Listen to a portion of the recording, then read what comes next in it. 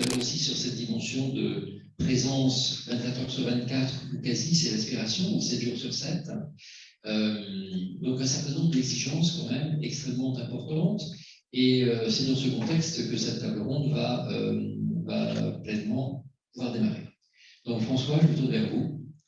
Merci. Et vous écoute. Merci. Voilà, on va le micro. Voilà, c'est bon. Donc, bonjour. On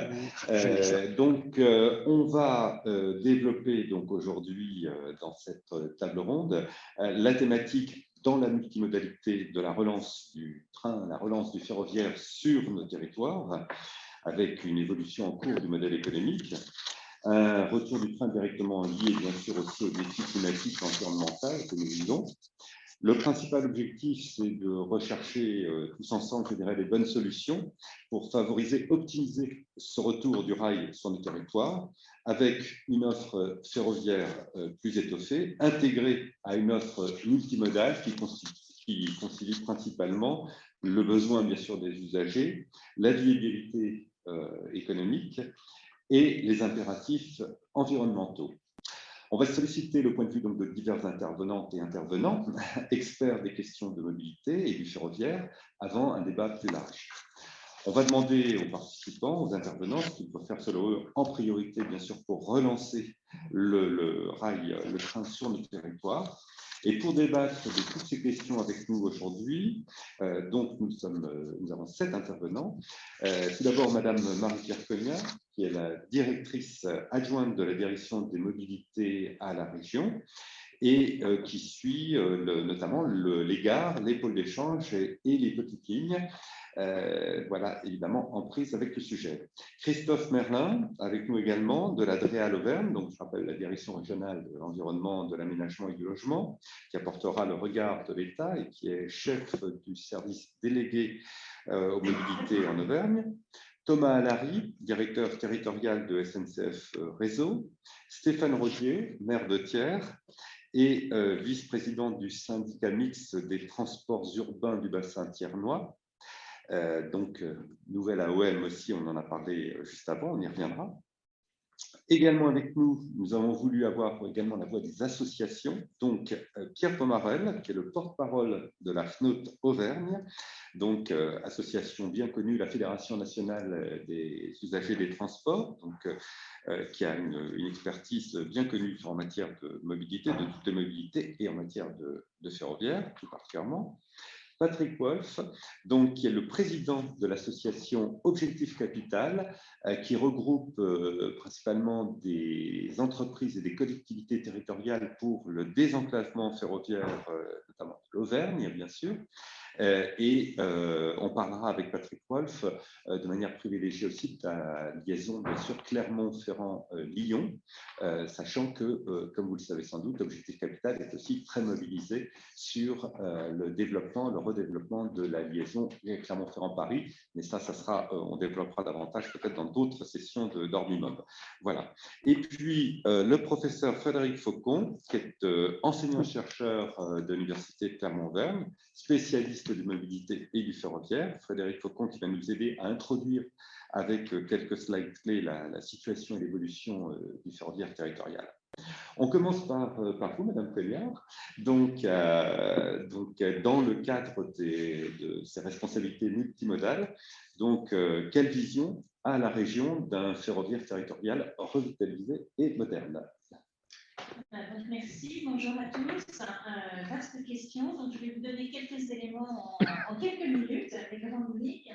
Donc, tout d'abord, pour repréciser les responsabilités multimodales de la région, Monsieur Dubois, du CEREMA, l'a évoqué tout à l'heure, mais ce qui me semble important de noter, c'est que les différentes lois qui se sont succédées depuis la décentralisation des TER aux régions en 2002 ont fait que renforcer le rôle de la région dans le domaine de la mobilité.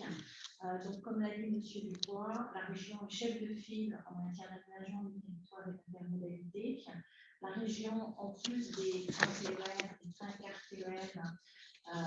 s'est également transféré le transport interurbain scolaire des départements 15.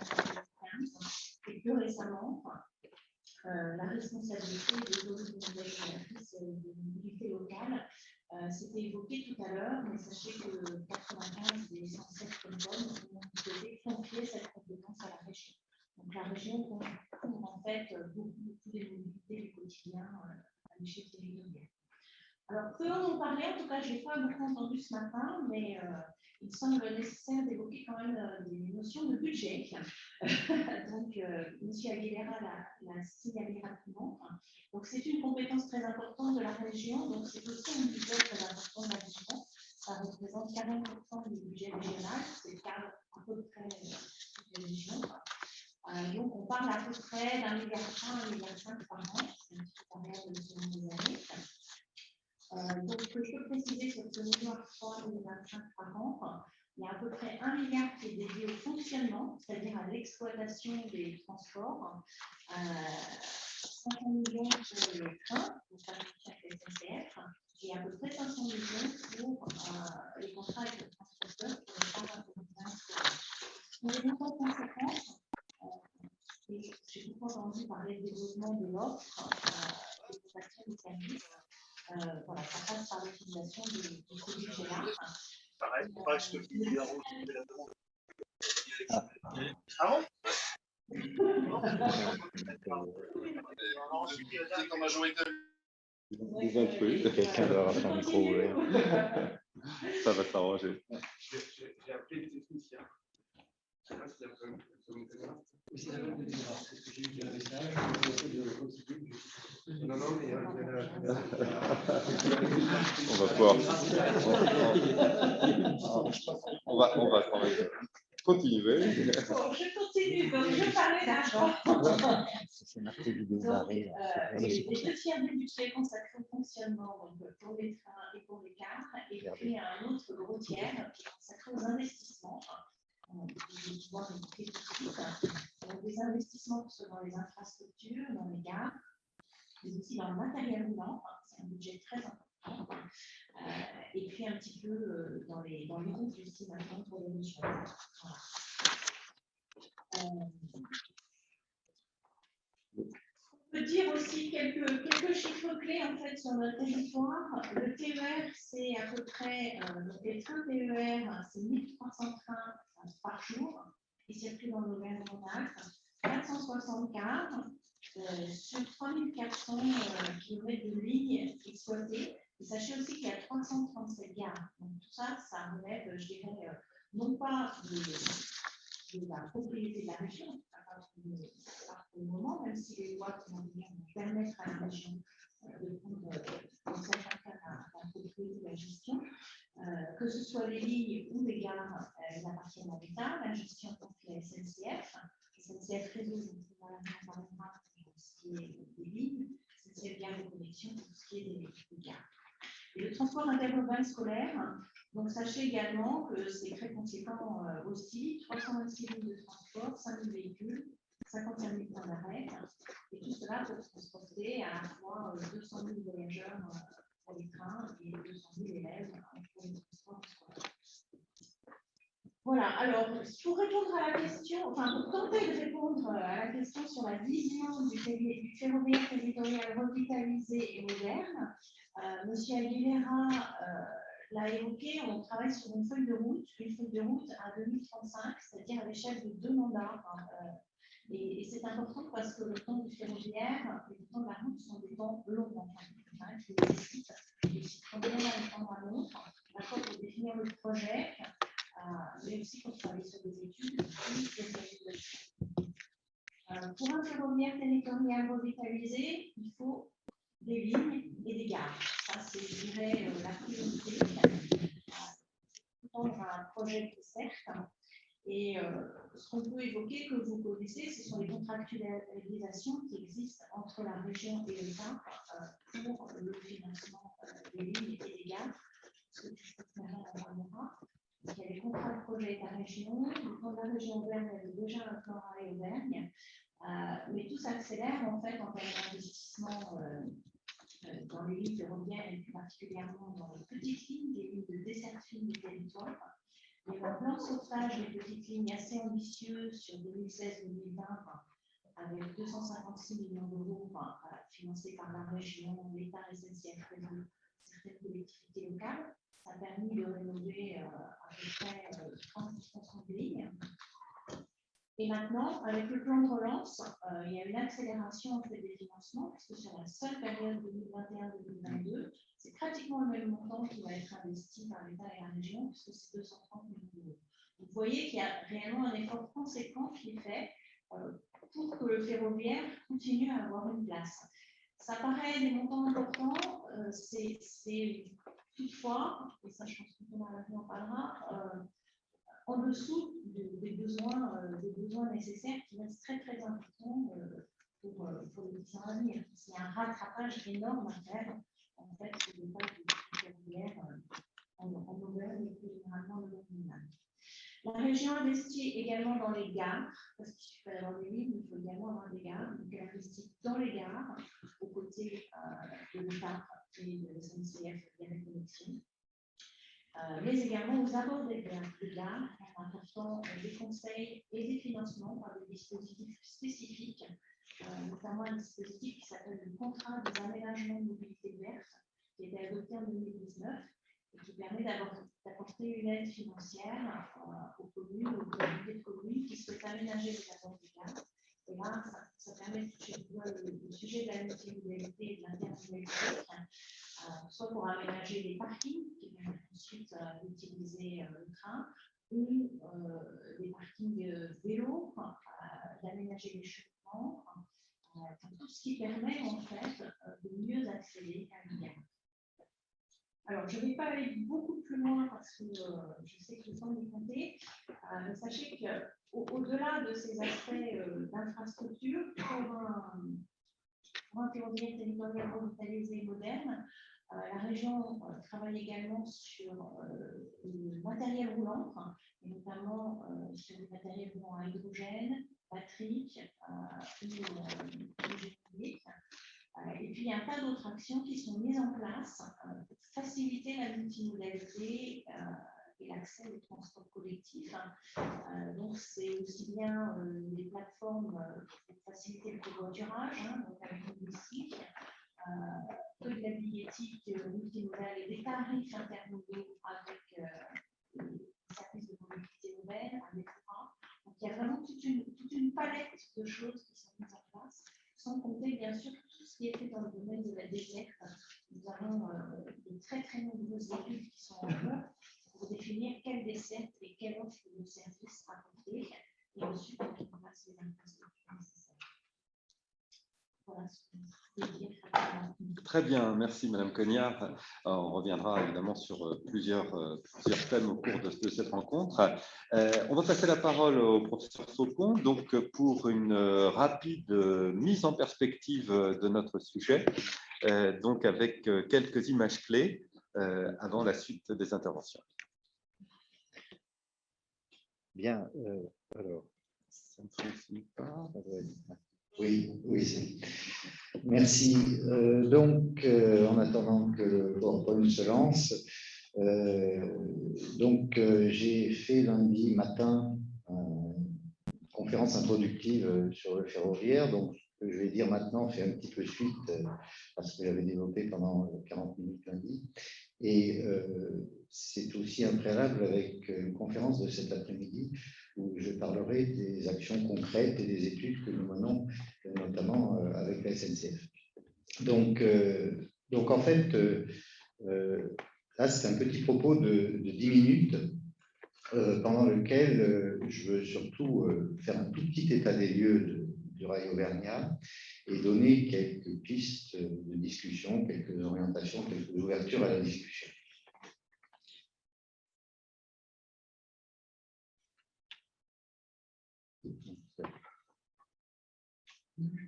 Alors, d'abord, on a beaucoup parlé du réseau, on ne l'a pas vu ce matin, donc je vous le remonte pour vous cadrer un petit peu ce qui existe. Donc, en fait, ce réseau, vous voyez que c'est un réseau qui continue à plutôt bien mailler l'Auvergne. Les principales villes sont reliées. On a des accès à Lyon, à Paris, on a des accès vers le sud. Alors, il y a quelques trous dans la raquette, on va dire, notamment entre Clermont et Saint-Étienne, et puis entre Clermont et Bordeaux, vers l'ouest. Mais globalement, on a encore un maillage assez correct. On voit aussi sur cette carte qu'on a d'autres utilisateurs d'un réseau qui est apparemment filigrane, hein, qui n'est plus le réseau ferré national, et donc qui peut être utilisé par des opérateurs touristiques ou des opérateurs de fret à des niveaux divers. Alors, ce qui est important maintenant, on a bien compris ce matin que le rail a un domaine de pertinence, il n'est pas universel, il n'est pas quelque chose qui doit remplacer l'automobile ou qui doit remplacer l'autre mode. Au contraire, il est complémentaire. Et donc, en fait, à chaque fois qu'on est soit un opérateur de fret ou un voyageur, on a des critères de choix qui sont le temps, le coût, l'offre présente à l'instant T, la sécurité et la fiabilité du transport, et de plus en plus, dans le choix des personnes, des considérations environnementales. Donc, en fait, tout ça, ça va impliquer ce que l'on peut faire. Et donc, je reviens sur chacun de ces items. Le temps, ça veut dire qu'on va pouvoir procéder à des améliorations du réseau, par exemple des relèvements de vitesse. Ça a un coût, j'y reviendrai. Les coûts, souvent, le coût du train est perçu comme cher, à la fois pour les chargeurs de fret que le voyageur du quotidien. Donc, là, il faut réfléchir à comment on peut abaisser ses coûts et abaisser les prix. Et je vous parlerai tout à l'heure de l'exemple allemand et des exemples régionaux. L'offre, elle est importante et donc on doit avoir une approche en quantité, en termes de fréquence. Et là, souvent, ça veut dire qu'il faut augmenter les capacités, avoir suffisamment de sillons sur les lignes, ce qui n'est pas toujours le cas.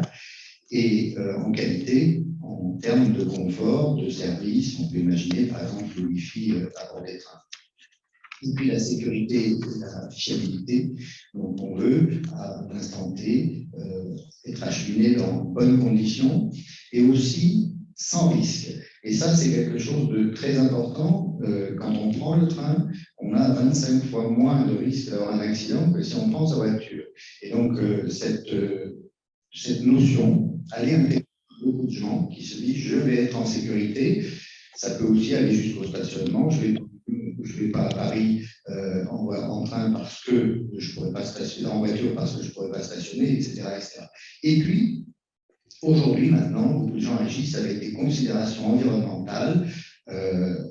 Ne veulent par exemple plus prendre l'avion, ne veulent plus prendre leur voiture, comme dans d'autres domaines, dans le domaine des déchets, dans le domaine du chauffage de sa maison, on a des choix qui sont liés à ces considérations environnementales. Et là, il faut montrer et faire prendre conscience aux gens des externalités du transport. Et le rail est le plus vertueux, que l'on se place en matière de carbone, mais que l'on se place surtout en termes de consommation d'espace, en termes d'accidentologie, en termes de contribution au changement climatique, etc. Et ça, je tiens beaucoup à dire parce qu'on souvent on se focalise sur l'aspect carbone, et le carbone, c'est un élément parmi d'autres qui doit contribuer au choix et aux décisions. Alors, ce réseau, il a un potentiel. Il a un potentiel avec ce qui est exploité, il a un potentiel avec ce qui n'est pas. On peut imaginer des gains de temps sur les lignes en service. Alors, M. Allary nous en parlera, ces gains de temps, ça veut dire de l'argent à investir et c'est souvent assez compliqué. On peut aussi augmenter les fréquences dans les zones denses et en interurbain. Là aussi, ça nécessite des investissements. Patrick Oliva disait tout à l'heure qu'on avait été trop loin et sûrement qu'il y a envisagé quelques réouvertures de lignes là où il y a des manques, des trous dans le réseau.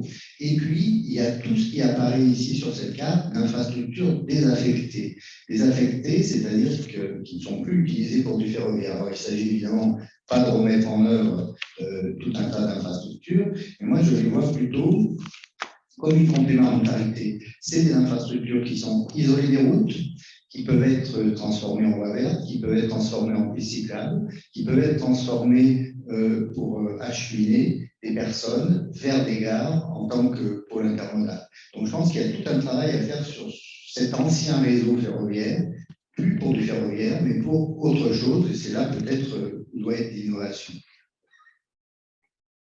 Alors, quelques orientations en quatre points, je vais détailler un peu ce que je viens de dire. Donc, améliorer les temps de parcours. Alors, en fait, il faut gagner du temps pour être concurrentiel avec la voiture, et ça, c'est valable sur l'interurbain, par exemple, Clermont-Cuit, Clermont-Aurillac, Clermont-Montluçon. C'est aussi résorber les points durs. On sait par exemple que la sortie de Paris-Bercy, c'est compliqué. On sait qu'il y a des points durs, par exemple, sur Paris-Clermont, je vous citerai la courbe de Randan, bon, etc., etc. Et donc, il faut les résorber. Ensuite, on peut augmenter les points d'intermodalité et toute l'interface avec les territoires ruraux et périurbains. Et donc, ça veut dire que c'est là où on peut sûrement utiliser des technologies innovantes. Et donc, par exemple, les navettes autonomes vers les gares. On peut utiliser la connexion de toutes ces infrastructures dont je viens de parler, qui sont des pistes cyclables, etc. Et puis, combler les lacunes en réouvrant des lignes. Alors, toutes les régions travaillent à ça, à réouvrir des lignes. Il y en a déjà qui l'ont fait.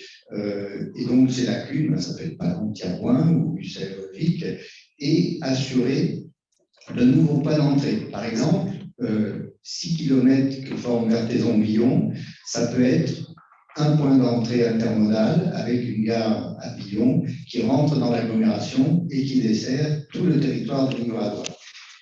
Donc, on peut avoir une vision un petit peu élargie et l'interface de ces gares. Et puis ensuite, l'abaissement des tarifs pour rendre le train attractif. Alors, il y a plein de formes d'abaissement. Les régions travaillent beaucoup avec tout cet aspect tarifaire. La SNCF aussi, elle va lancer, vous connaissez tous les TGV Ouigo, mais elle va lancer bientôt des nouveaux trains sur ligne classique qui vont s'appeler des trains Oslo, des trains à bas coût. Et donc, ça veut dire que tout ça, ça contribue à rendre le rail attractif. Et puis, pour finir, 4 exemples en France et en Europe.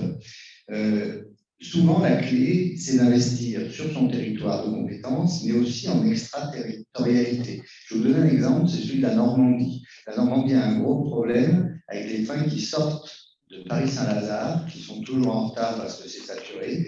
Et Normandie se dit, si j'attends que l'Île-de-France finance, je n'arriverai pas à le faire. Donc, en fait, il y a aujourd'hui un projet qui a été validé entre 160 et 200 millions d'euros, ce qu'on appelle un saut de mouton à la sortie de la gare. Et donc, le financement, 50% État, région 25%, tous les départements concernés de la Normandie y contribuent pour 12,5%, et les agglos et les communautés d'agglomération et Comcom y contribuent également pour 12,5%. Il n'y a pas de financement de l'Île-de-France. Donc, vous voyez, on est bien dans l'extraterritorialité. Et puis, on peut investir hors de ses compétences. Une région a des compétences, une agglo, un département, etc. Aujourd'hui, les projets qui marchent, ce sont des projets où les investisseurs sont multiples. Dans un contexte d'argent rare et compté pour toutes les collectivités, c'est quand il y a un montage financier multipartite que le système va fonctionner. Je vous donne l'exemple de Avignon-Carpentras, 16 km, 80 millions d'euros, et vous voyez tous les financeurs, la région, le département du Vaucluse, la communauté d'agglomération du Grand Avignon, la communauté d'agglomération du Ventoux, les communautés de communes, etc., etc. Tout le monde s'y est mis pour apporter les 80 millions d'euros. Voilà. Et puis après, il y a la manière générale d'appréhender, et là, on est au niveau de l'État, un investissement général de transition est nécessaire. Donc, ça veut dire qu'il faut qu'il y ait à la fois du global et à la fois du local. Alors, l'exemple allemand qui a été pris, les Allemands ont décidé ça en 2020, donc 62 milliards d'euros d'investissement d'ici à 2030, c'est-à-dire qu'on se dépêche, on n'attend pas de faire des études, on attend voilà maintenant, il faut lutter contre le réchauffement climatique et c'est l'investissement dans le train qui va fonctionner. Donc 62 milliards d'euros, et 24 milliards pour aider la Deutsche Bahn à fonctionner, à baisser ses tarifs, à rendre le train attractif. Donc ça veut dire que l'État allemand va investir de 2020 à 2030 86 milliards d'euros. Donc c'est quelque chose de considérable. Et puis je vous prends un autre exemple très récent, l'exemple du Pays de Galles. Alors je vous décrit pas ce qu'est le Pays de Galles pour les Clermontois et les Auvergnats. 22 juin 2001, l'annonce du gouvernement du Pays de Galles dit voilà, on arrête tout nouveau programme routier de construction de routes et on transfère tout ce qui était programmé, tous les investissements qui étaient programmés sur le rail, les modes doux et les transports alternatifs. Donc, ça veut dire qu'on peut prendre des décisions, d'autres le font, et donc il faut qu'il y ait cette manière globale et locale d'appréhender les choses. Merci. On va passer la parole aux associations, parce que justement la diversité des approches. Donc avec Pierre Pomarez, porte-parole de la FNOT. Ce regard, on va vous demander d'ailleurs d'être relativement concis, bien sûr, puisqu'on a un temps quand même imparti. Voilà, avec quelques images, je crois aussi quelques slides, M. Pomarez, porte-parole de la FNOT. Pour les slides, ce serait plus facile de venir ici, je suis désolé. On peut permuter. Oui, alors on peut permuter. Voilà, je pense qu'on va permuter s'il y a. Parce que vous avez plusieurs supports, je crois. Voilà. Ouais. Je vais vérifier. Comment je le fais?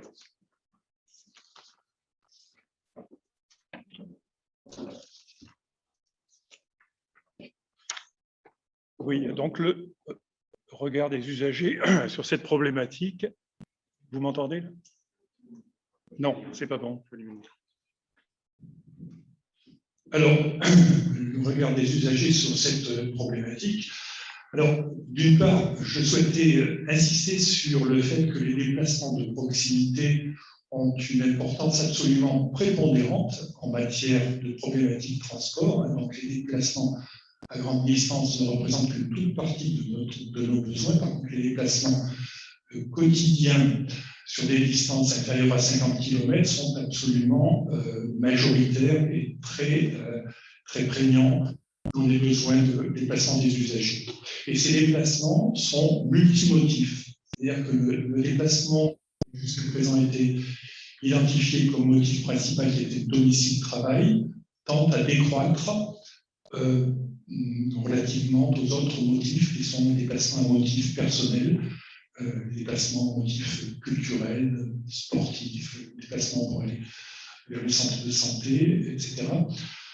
Et la caractéristique de ces déplacements qui sont non professionnels, c'est d'être à toute heure. Donc, ça pose un véritable défi pour les transports collectifs et singulièrement pour le transport ferroviaire. Un point concernant donc, la géographie de notre région, l'Auvergne, on insiste souvent sur le fait qu'il s'agit d'une région à faible densité. Ce point est très trompeur. Donc, si on se contente de diviser la population, 1 300 000 habitants, par la superficie, 23 000 km², on va trouver une densité moyenne de 56 habitants au kilomètre carré. Mais la réalité de la géographie, ce n'est pas ça du tout. C'est que la population des 4 départements d'Auvergne est extrêmement concentrée. Elle est concentrée donc sur les vallées et autour des pôles urbains. Donc en réalité, il y a bien là un territoire qui est favorable pour une desserte par des transports collectifs lourds et notamment par le mode ferroviaire. Alors le mode ferroviaire, sa caractéristique, c'est que c'est un mode qui a des coûts fixes qui sont importants et par contre qui a des rendements qui sont croissants avec le trafic.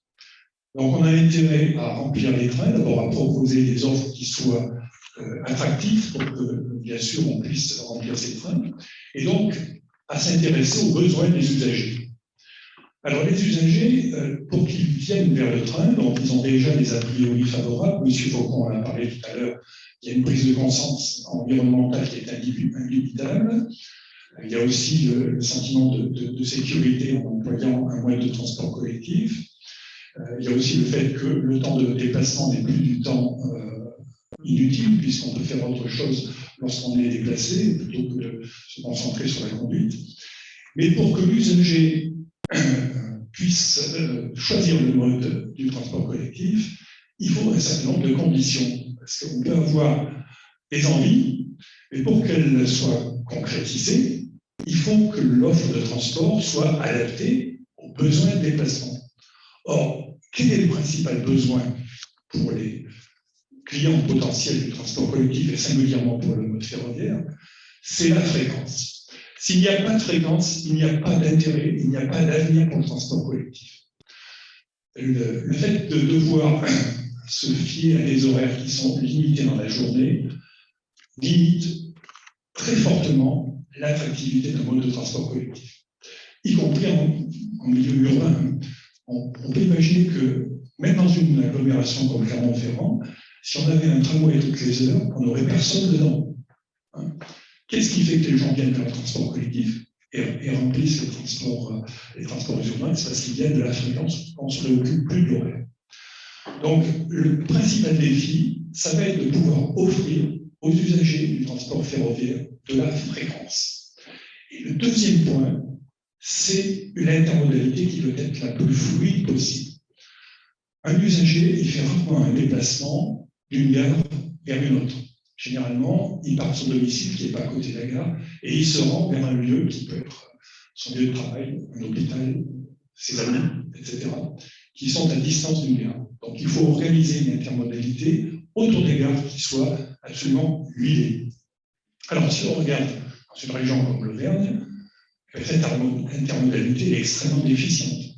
Si on prend un axe qui est relativement bien desservi, comme Clermont-Ferrand-Issoire, avec des fréquences qui sont les plus importantes de la région, on n'a pratiquement aucun rabattement sur les gares de cet axe. C'est du véritable gaspillage. Donc la région met de l'argent pour mettre un service qui est assez dense, qui pourrait séduire un grand nombre d'usagers, mais derrière, il n'y a aucun rabattement sur les gares. Donc ça, c'est grave. Alors, on va commencer avec les slides. Très vite. Alors, j'ai voulu vous montrer. Comment vous choisissiez, parce que vous avez plusieurs. Ils sont dans l'ordre, je pense, normalement. Non, parce qu'il y a tous les intervenants. Ça doit être la mienne, ça. C'est pas la mienne. Est-ce que vous en avez 3, 4 J'ai voulu être très concret. Et donc, est-ce que j'ai voulu. C'est pas la bonne clé. C'est pas la bonne. C'est pas la bonne clé. Ah, pardon, excusez-moi. Je les ai vus tout à l'heure. C'est pas grave. Voilà, prenez, commencez par voilà, je choisis. Voilà, je vous ai pris quelques exemples très concrets parce que c'est réellement à ça qu'est confronté l'usager. Je vous l'explique, c'est ça. Voilà. Voilà ce qu'on trouve en France. Donc j'ai fait exprès de prendre un exemple qui n'est pas dans notre région, comme ça forcera personne. C'est dans la région Occitanie. Alors, il s'agit d'une desserte qui est une desserte typiquement périurbaine. C'est la desserte entre Nîmes et le Gros-du-Roi, 45 km. On est vraiment dans du périurbain. Il y a des échanges qui sont très intenses avec chapelet de petites villes qui sont devenues aujourd'hui des foyers de peuplement, avec des échanges très importants et des routes qui sont surchargées. Et bien, sur les lignes de ce type-là, on a 3 allers-retours en train par jour. Donc, on comprend bien qu'avec une offre aussi squelettique, c'est pas comme ça qu'on va faire venir les gens vers le transport collectif et singulièrement vers le transport ferroviaire. Suivante. Donc ça, c'est l'exemple de ce qu'il ne faudrait plus faire aujourd'hui. Alors, je prends un autre exemple. Alors, celui-ci, dans notre région, nous sommes ici, donc dans l'est du département de la Haute-Loire. Ce n'est pas une zone qui est en déshérence démographique, elle est au contraire en croissance démographique, avec des besoins de déplacement qui explosent actuellement. Nous sommes là dans l'aire urbaine autour de l'agglomération stéphanoise. Alors, dans ce secteur-là, on observe sur les routes départementales des niveaux de trafic qui sont très importants. On dépasse même les 10 000 véhicules jour sur la départementale 500. Et voilà l'offre qu'on a en face. Donc, il s'agit d'une ancienne offre ferroviaire qui a été transférée sur route en 1994. On a transféré ça sur le mode routier avec des dessertes qui étaient lentes et des fréquences très faibles. C'était 3 à 4 allers-retours par jour. Le résultat, c'est bien entendu, on n'avait aucune attractivité, donc pas d'usagers dans les bus. On a fini par transformer ça en transport à la demande. Donc on est dans une situation qui est assez ubuesque. On a une zone qui mériterait des transports denses, des transports performants, et on se retrouve avec des transports à la demande comme si on avait perdu dans les fins fonds du Césalier. Vous voyez qu'on est complètement hors sujet. Alors, il y a quand même moyen de faire mieux. Alors, l'idée, c'est qu'on peut multiplier les fréquences sans multiplier les coûts, parce que le transport régional, le transport local, c'est quelque chose qui coûte de l'argent. C'est quelque chose qui est quand même très coûteux, qui est financé donc essentiellement, disons, à 50% par les conseils régionaux. Le reste, 25%, c'est l'État, et 10%, c'est l'usager. Alors, voilà une desserte qui est intéressante.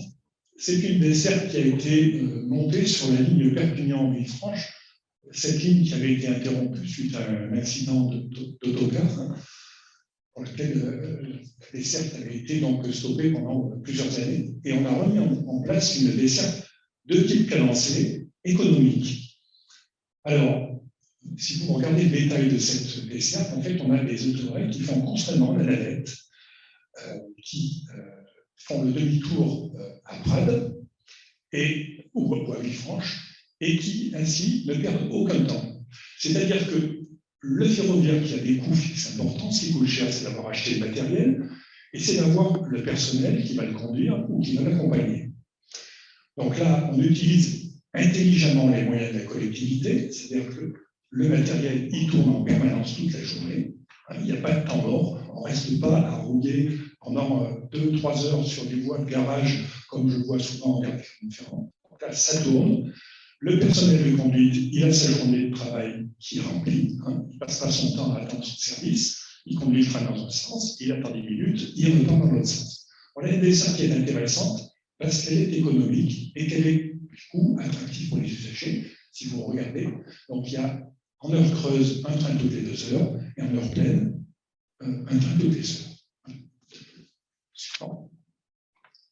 Alors, on peut encore faire beaucoup mieux. Alors, évidemment, ça coûte un peu plus d'argent. Et je prends l'exemple de la desserte, Fribourg-Breisach, qui se trouve donc dans le Baden-Württemberg, donc en Allemagne. Et là, vous voyez qu'on a une desserte qui est particulièrement attractive. Alors, elle est étendue en amplitude, puisque vous voyez qu'il y a des trains qui circulent à 22h, 23h, minuit, c'est-à-dire qu'on n'a pas peur d'utiliser le transport collectif parce qu'on sait qu'on en aura toujours un pour entrer. Et on a une fréquence qui est élevée. Vous voyez, les fréquences donc, sont en heure creuse à la demi-heure, et en heure pleine, elles sont au quart d'heure. Donc, avec une desserte comme ça, eh bien, on attire du monde, on a du monde dans les trains, et donc, du coup, on a une utilité sociale. Et du coup, la collectivité, quand elle dépense de l'argent pour le transport collectif, elle sait pourquoi elle le fait. Elle ne le fait pas pour transporter des courants d'air, elle le fait pour transporter du monde. Et là, on est sur des zones où il n'y a pas des populations qui sont considérables. La ville de Breisach, elle a 8000 habitants, donc c'est à peine plus que Lyon. Vous voyez qu'on est dans des zones qui pourraient tout à fait transposer à notre région. Alors, bien sûr, se pose la question de ces coûts de fonctionnement. Ce sont eux qui sont la principale charge qui sont mises pour la collectivité, puisque en France, on dépense environ 8 milliards d'euros. Voilà, c'est celle-ci. 8 milliards d'euros pour le transport régional. Et cette somme-là est aux 2 tiers consacrée au fonctionnement et 1 tiers à l'investissement. L'investissement, c'est les voies et le matériel. Alors, je voulais insister sur le fait qu'en Allemagne, c'est l'inverse. D'abord, on dépense beaucoup plus. La dépense par habitant pour les transports de proximité, en Allemagne, c'est 64 € par habitant. En France, c'est 37 €. On n'est pas loin de la moitié. Donc déjà, on consacre peu pour les déplacements de proximité. Et lorsqu'on dépense de l'argent, en France, on le dépense essentiellement pour du fonctionnement et peu pour l'investissement. En France, c'est 2 tiers pour le fonctionnement, 1 tiers pour l'investissement. En Allemagne, c'est l'inverse. 2 tiers pour l'investissement, donc on rouvre des lignes, on les modernise, on les rend performantes, on a du matériel qui est neuf en bon état, et le fonctionnement ne coûte que un tiers. Et comment on y arrive? Parce qu'on a fait baisser drastiquement les coûts de fonctionnement. Le coût facturé à la collectivité pour faire rouler un train sur 1 kilomètre, en Allemagne, c'est 15 € du kilomètre. En France, c'est 25 €. La différence est ahurissante, quoi. Donc, on voit la marge de progression qu'on a. Si on veut réellement développer le ferroviaire de proximité, il est indispensable de revoir complètement le mode de fonctionnement du TER en France. Et son mode de fonctionnement, mais aussi son mode de facturation. Parce qu'aujourd'hui, lorsque on regarde comment sont facturés donc, aux conseils régionaux les services ferroviaires, on a essentiellement un système qui est forfaitaire. Donc, on a un système qui est basé sur des coûts qui sont fixes. Donc, on a des coûts forfaitisés et des coûts qui sont variables, mais variables sans tenir compte du mode d'organisation. Ce qui fait qu'en réalité, lorsque vous créez un train nouveau, eh bien, vous payez la totalité comme si c'était le premier. Or, ce qui coûte cher, c'est le premier train qui roule sur une ligne. Les trains suivants, si on est intelligent, si on les fait circuler en navette, ils coûtent beaucoup moins cher. Et c'est vers ça qu'il faut qu'on aille. Il faut qu'on aille vers un coût facturé à la collectivité qui soit intelligent, qui soit calculé en fonction des gains de productivité que l'on obtient. Et ainsi, on pourra faire baisser en France, comme on l'a fait en Allemagne, les coûts de fonctionnement. Donc, on pourra multiplier l'offre et donc, on rendra le ferroviaire attractif pour une grande partie de la population. Merci, M. Pomarel. Donc, pour cette intervention, avec ces questions clés, on y reviendra certainement avec Thomas Larry sur les directeurs territorial SNCF Réseau sur les coûts de fonctionnement, sur le cadencement, sur la multimodalité. Mais auparavant, donc encore un écho associatif. Alors cette fois-ci, avec Objectif Capital, qu'on a présenté tout à l'heure. Monsieur Wolf, donc Patrick Wolf, président de l'Objectif Capital. Alors, Monsieur Wolf, on va vous demander d'être synthétique, parce que vous êtes nombreux et on a encore beaucoup de choses à dire. Et puis, surtout, nous parler puisqu'on est sur le territorial, de votre engagement aussi pour, par exemple, Clermont-Ferrand-Lyon. Merci. J'ai presque envie de céder mon temps à mon collègue qui vient de me précéder parce que son exposé a été brillantissime et reflète exactement aussi ce que nous pensons dans d'autres domaines du mode de fonctionnement actuel et du caractère indispensable de modification de fond dans les fonctionnements au quotidien. Je suis très troublé depuis que je participe à ce colloque de voir que finalement, on est tous en train de creuser notre petit tunnel dans notre coin pour aller au même endroit. Et ça rejoint complètement l'objectif de Patrick Oliva, qui est d'arriver à fédérer tout ça et qu'on s'y mette enfin. Parce qu'on parle d'écologie, l'alternative à la voiture, on peut quand même penser que le chemin de fer n'y est pas pour rien. Ça nous paraît quand même indispensable de prendre ce problème par ce bout-là. Je n'envisage pas dans cet exposé de vous refaire la liste infinie des incidents des différentes lignes de la SNCF, ce n'est pas l'objet.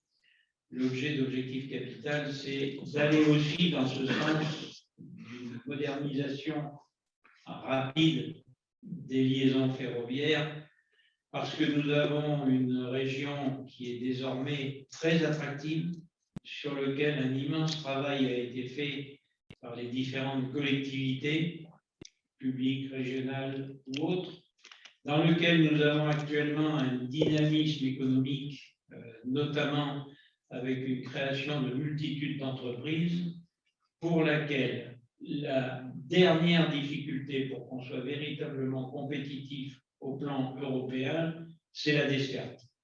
Je prends toujours le même exemple. Lorsque vous avez des ingénieurs coréens qui arrivent à 20 h à Paris et qui repartent le lendemain matin à 6 h, ou lorsque vous avez des chefs d'entreprise internationaux qui prennent le train à Paris et arrivent le lendemain, quand on leur parle de se localiser ici, c'est pas très glorieux. Et pour certains d'entre eux, quand ils arrivent à une certaine taille, c'est plutôt à regarder où est-ce qu'on va aller plutôt que de rester ici.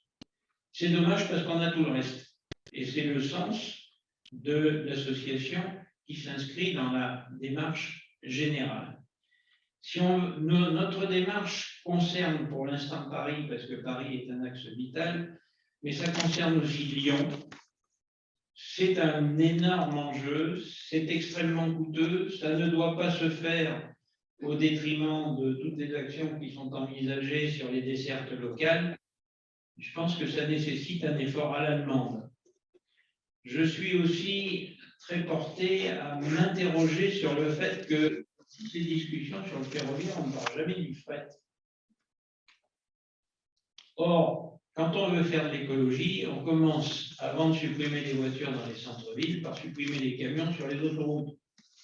Nous sommes aujourd'hui en Europe le pays où le poids du transport par camion pèse le plus par rapport au transport ferroviaire et nous n'entendons jamais parler de la moindre remise en cause d'un système aujourd'hui qui n'est plus compétitif.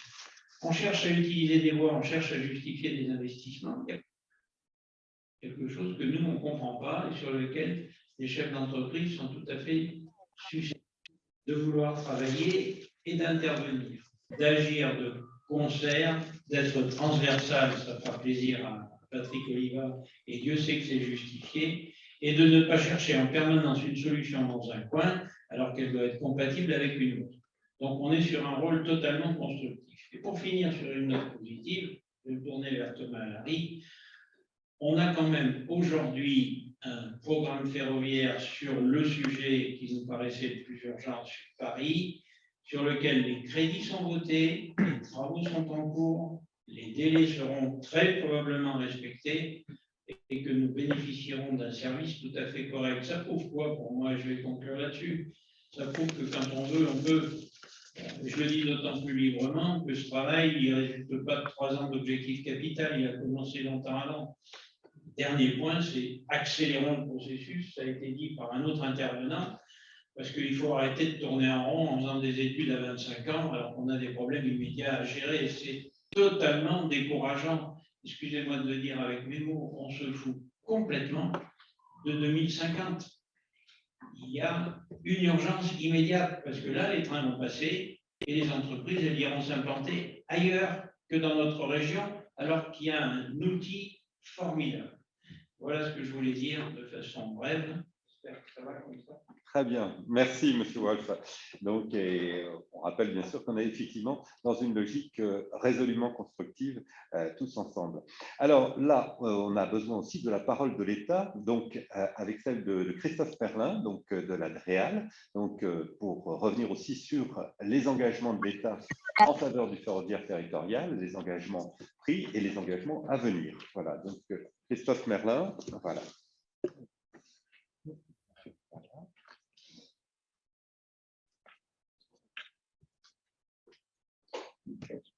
Alors, il y a s'il vous plaît, là.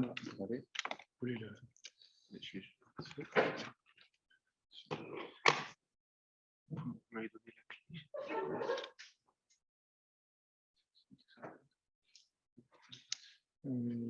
PDF.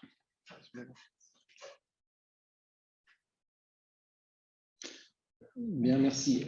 Alors, beaucoup de choses ont été dites déjà sur la place du ferroviaire et je pense qu'il y a eu une prise de conscience, alors qui est évidemment liée aux enjeux liés au climat, puisqu'on sait que les transports représentent aujourd'hui 31% des émissions de gaz à effet de serre et que globalement, on est quand même sur une trajectoire qui est de plus en plus pentue, puisque cette part d'émissions de gaz à effet de serre jusqu'à présent ne diminue pas.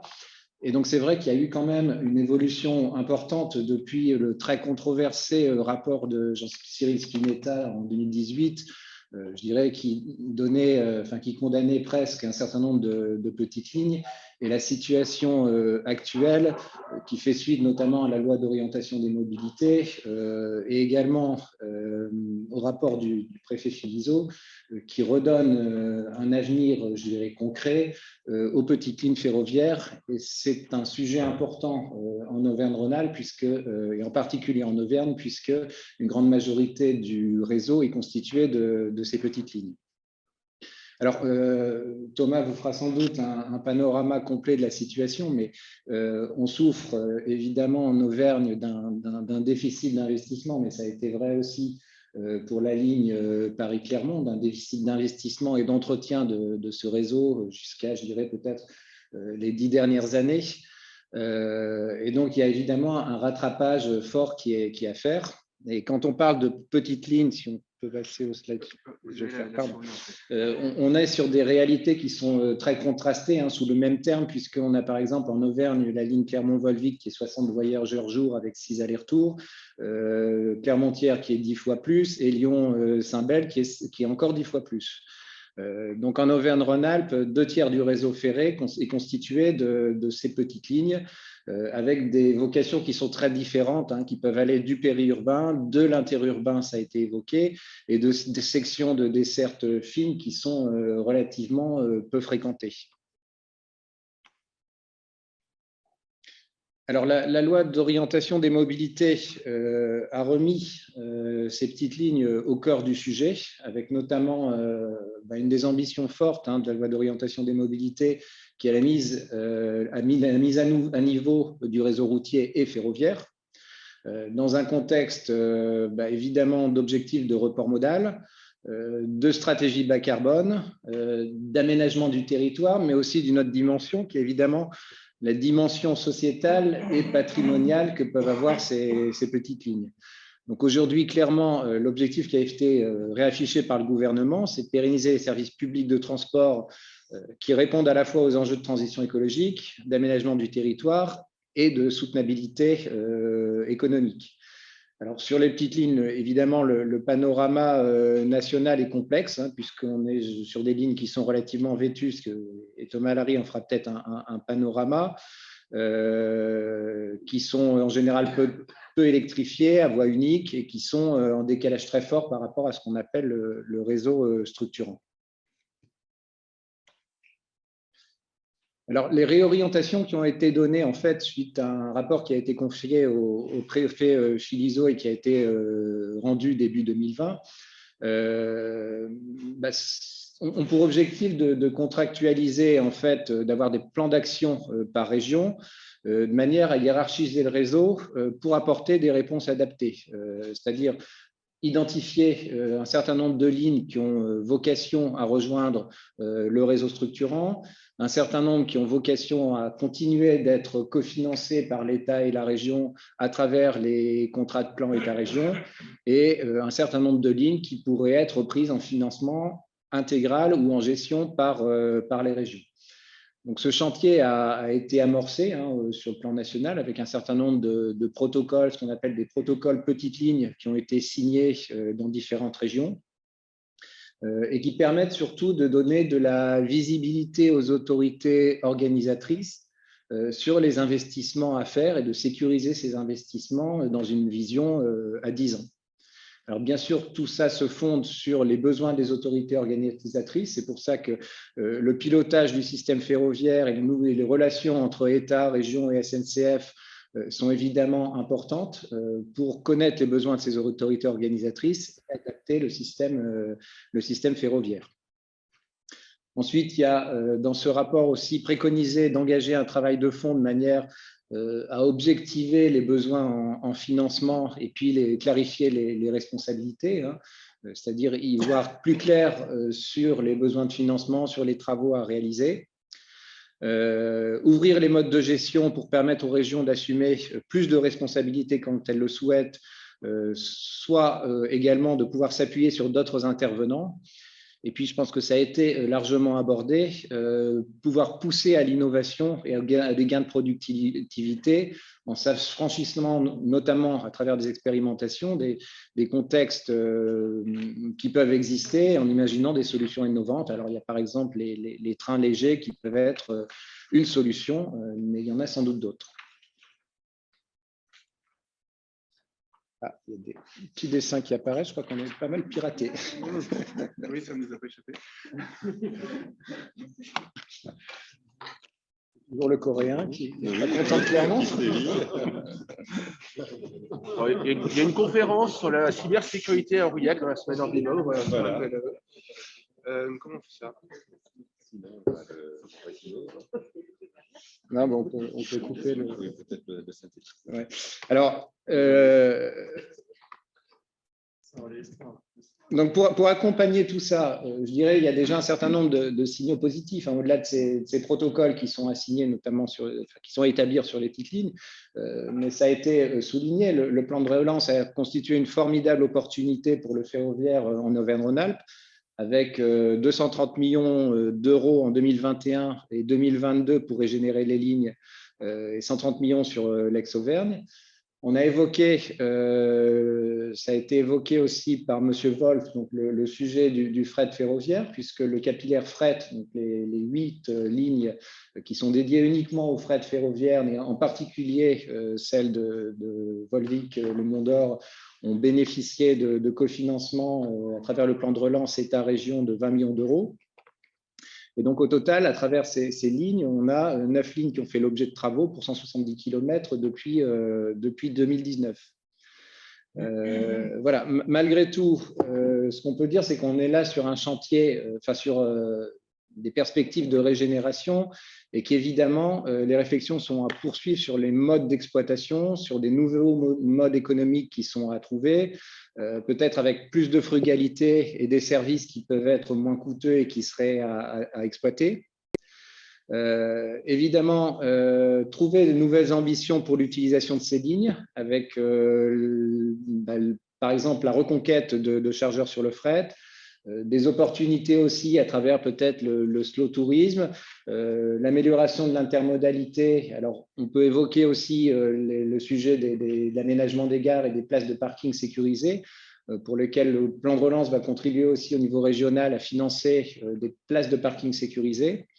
On peut citer également les travaux qui sont menés ou qui vont être menés, notamment sur Clermont-Ferrand, sur les étoiles ferroviaires, de manière à aller vers des services express métropolitains.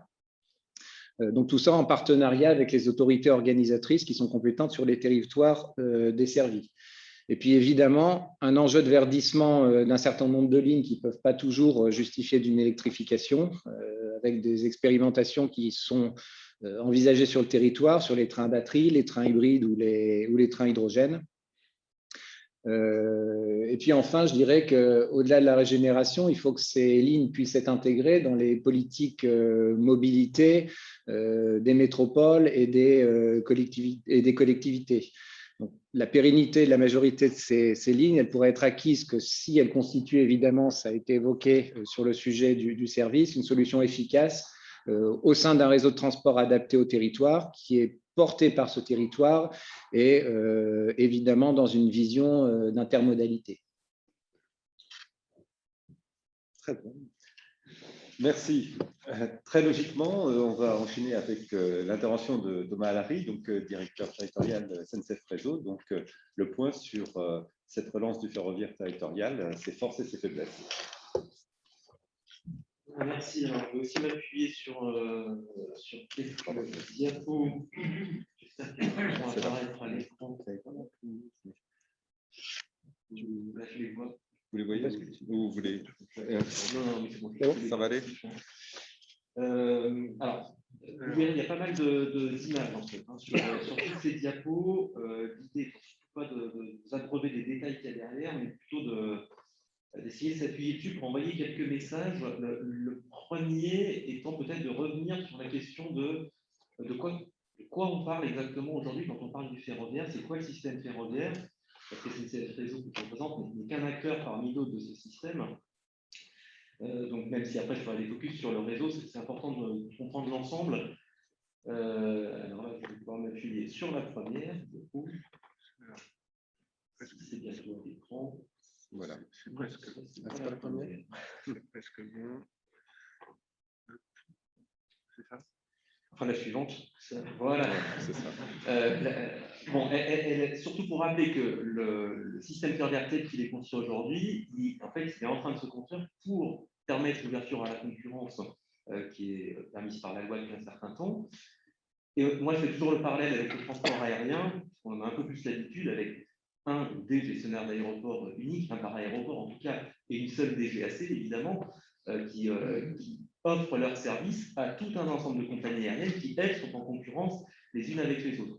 Dans le transport ferroviaire, c'est strictement la même chose. On a un seul gestionnaire d'infrastructure au sens du réseau, qui est SNCF Réseau, avec sa filiale Direct Connexion pour les gares, et qui travaille à la fois sur l'infrastructure, sur la gestion des circulations, avec les aiguilleurs, par exemple, parce que je rappelle que les aiguilleurs sont pour le rail avant d'être des aiguilleurs du ciel après. Et donc, toutes ces personnes offrent des services pour ce qu'on appelle les entreprises ferroviaires, qui, elles, sont en concurrence, c'est elles qui font rouler des trains, soit de fret, soit de voyageurs. C'est là qu'on retrouve l'entreprise historique SNCF, voyageurs ou fret SNCF, mais maintenant aussi progressivement tout un tas d'autres entreprises ferroviaires. Et si on regarde sur la diapo suivante, je vous mets en avance, merci. Là, on voit à droite l'ensemble des entreprises ferroviaires qui font déjà rouler des trains en Auvergne-Rhône-Alpes. Donc vous voyez, il n'est pas question de les détailler, mais vous voyez qu'il y en a déjà beaucoup. Celles qui sont en vert ou en bleu, ça dépend de vos couleurs d'écran, sont filiales en tout ou partie du groupe SNCF, les autres ne le sont pas. Donc on a déjà tout un tas d'entreprises ferroviaires qui ne font pas partie du groupe SNCF. Et donc vous imaginez bien déjà que faire rouler des entreprises différentes sur un seul réseau, ça crée déjà un premier niveau de complexité ou d'enjeu. Si ensuite on regarde la diapo suivante avec encore tout un tas d'autres acteurs, on se rend compte que ces entreprises ferroviaires font rouler des trains pour des clients, directs ou indirects. Ça peut être les usagers du train qu'on voit en bas, ça peut être les chargeurs et les industriels embranchés qui vont commander des trains de fret, ça peut être les autorités organisatrices de la mobilité dont on a beaucoup parlé, en particulier la région pour les TER, l'État pour les trains intercités, pour le ferroviaire. Vont s'ajouter à ça des cofinanceurs quand on va faire des travaux sur le réseau. Pour y revenir, on en a souvent besoin. On fait appel à des cofinancements. Ça peut être l'État, ça peut être la région dont on a parlé, mais qui, dans ce cas, n'ont pas la même casquette que quand ils sont autorités organisatrices. Ça peut être d'autres collectivités, ça peut même parfois être des industriels qui ont un intérêt tout particulier. Donc, évidemment, ça rajoute encore des acteurs dans le système. On a des acteurs qui sont très peu connus, qui sont à gauche sur l'écran, qui sont ceux qui édictent les règles et surtout qui les contrôlent de sécurité du réseau, que ce soit pour SNCF Réseau ou pour les entreprises ferroviaires, donc le PSF, l'établissement public de sécurité ferroviaire, ou le STRMPG, les transports guidés, sur quelques lignes bien spécifiques. Et tout ce petit monde, j'allais dire, ne fait pas ce qu'il veut dans une sorte de marché totalement débridé. On est dans une activité qui est régulée, où en fait toutes ces entreprises ferroviaires doivent avoir le même accès équitable au réseau. Et donc tout ça se fait sous le contrôle de l'ART, qui est en haut à gauche, qui est l'autorité de régulation des transports, notre régulateur, notre CSA, notre ARCEP à nous, si vous voulez. Je ne vais pas aller plus dans le détail. Pourquoi est-ce que j'ai voulu rappeler ça?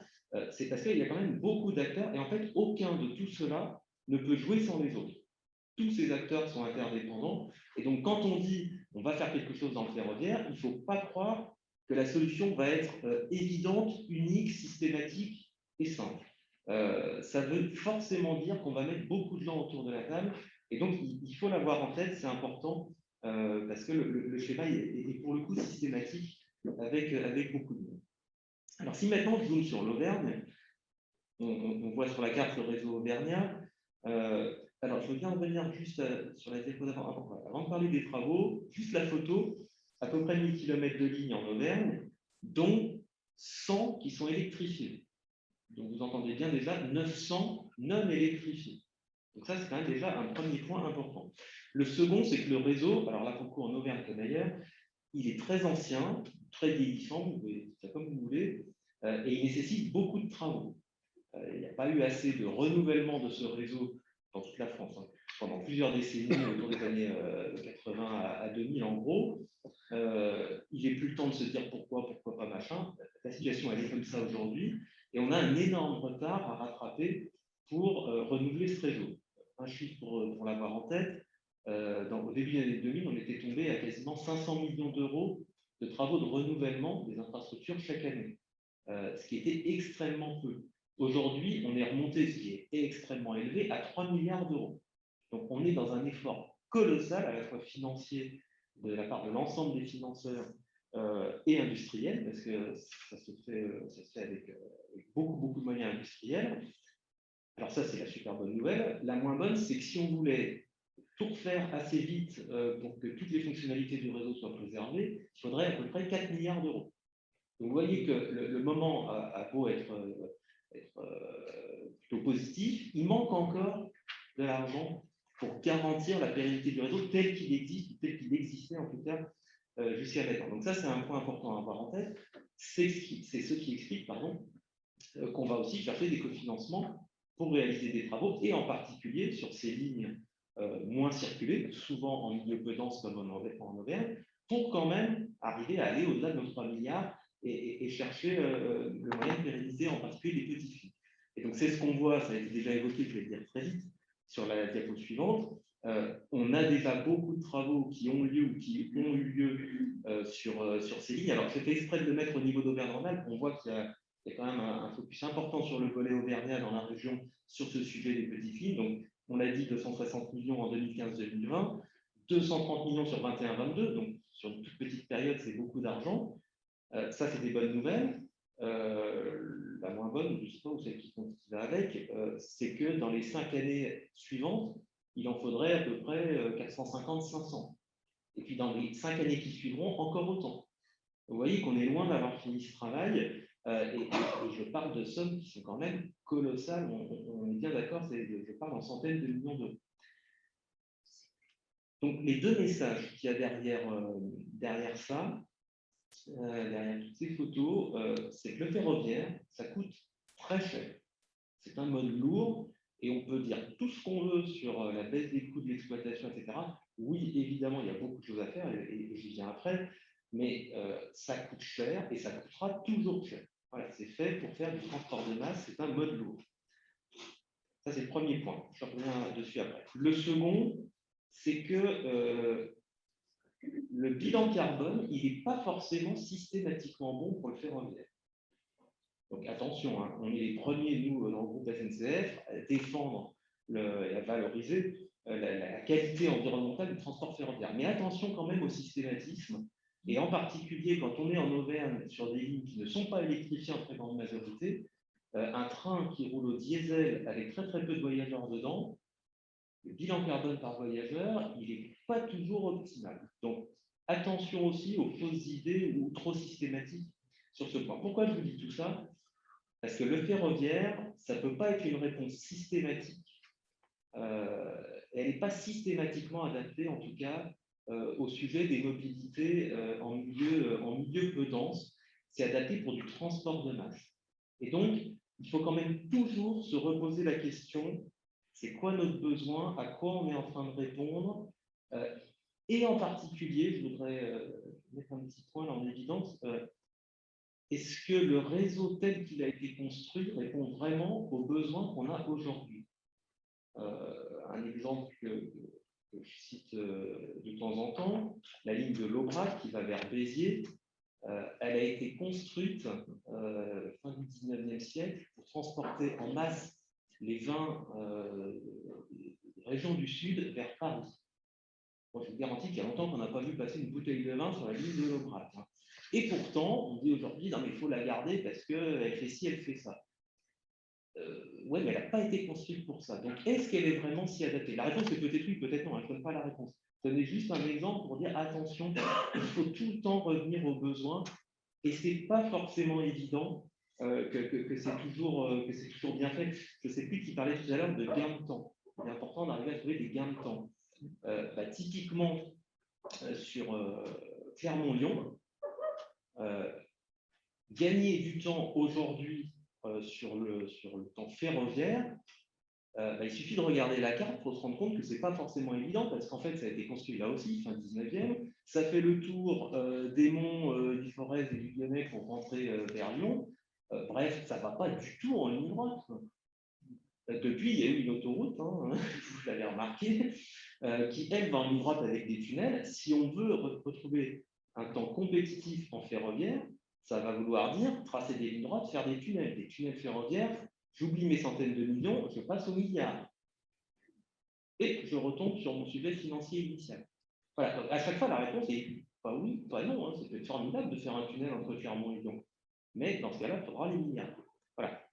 Donc c'est quand même toujours ça l'équation, et c'est important de l'avoir en tête. Parce que du coup, il y a deux enjeux importants derrière tout ça, qui sont, au-delà du ferroviaire en lui-même, et ça a déjà été dit, c'est surtout important de travailler à la complémentarité des modes et donc du ferroviaire avec le reste. Dit autrement, il faut l'alimenter, ce ferroviaire. Sinon, s'il est tout seul, la planté au milieu de nulle part, on parlait d'histoire tout à l'heure, je crois, ça ne marchera pas. Donc il faut trouver les moyens de l'alimenter correctement par les autres modes, avec les bonnes correspondances, etc. etc.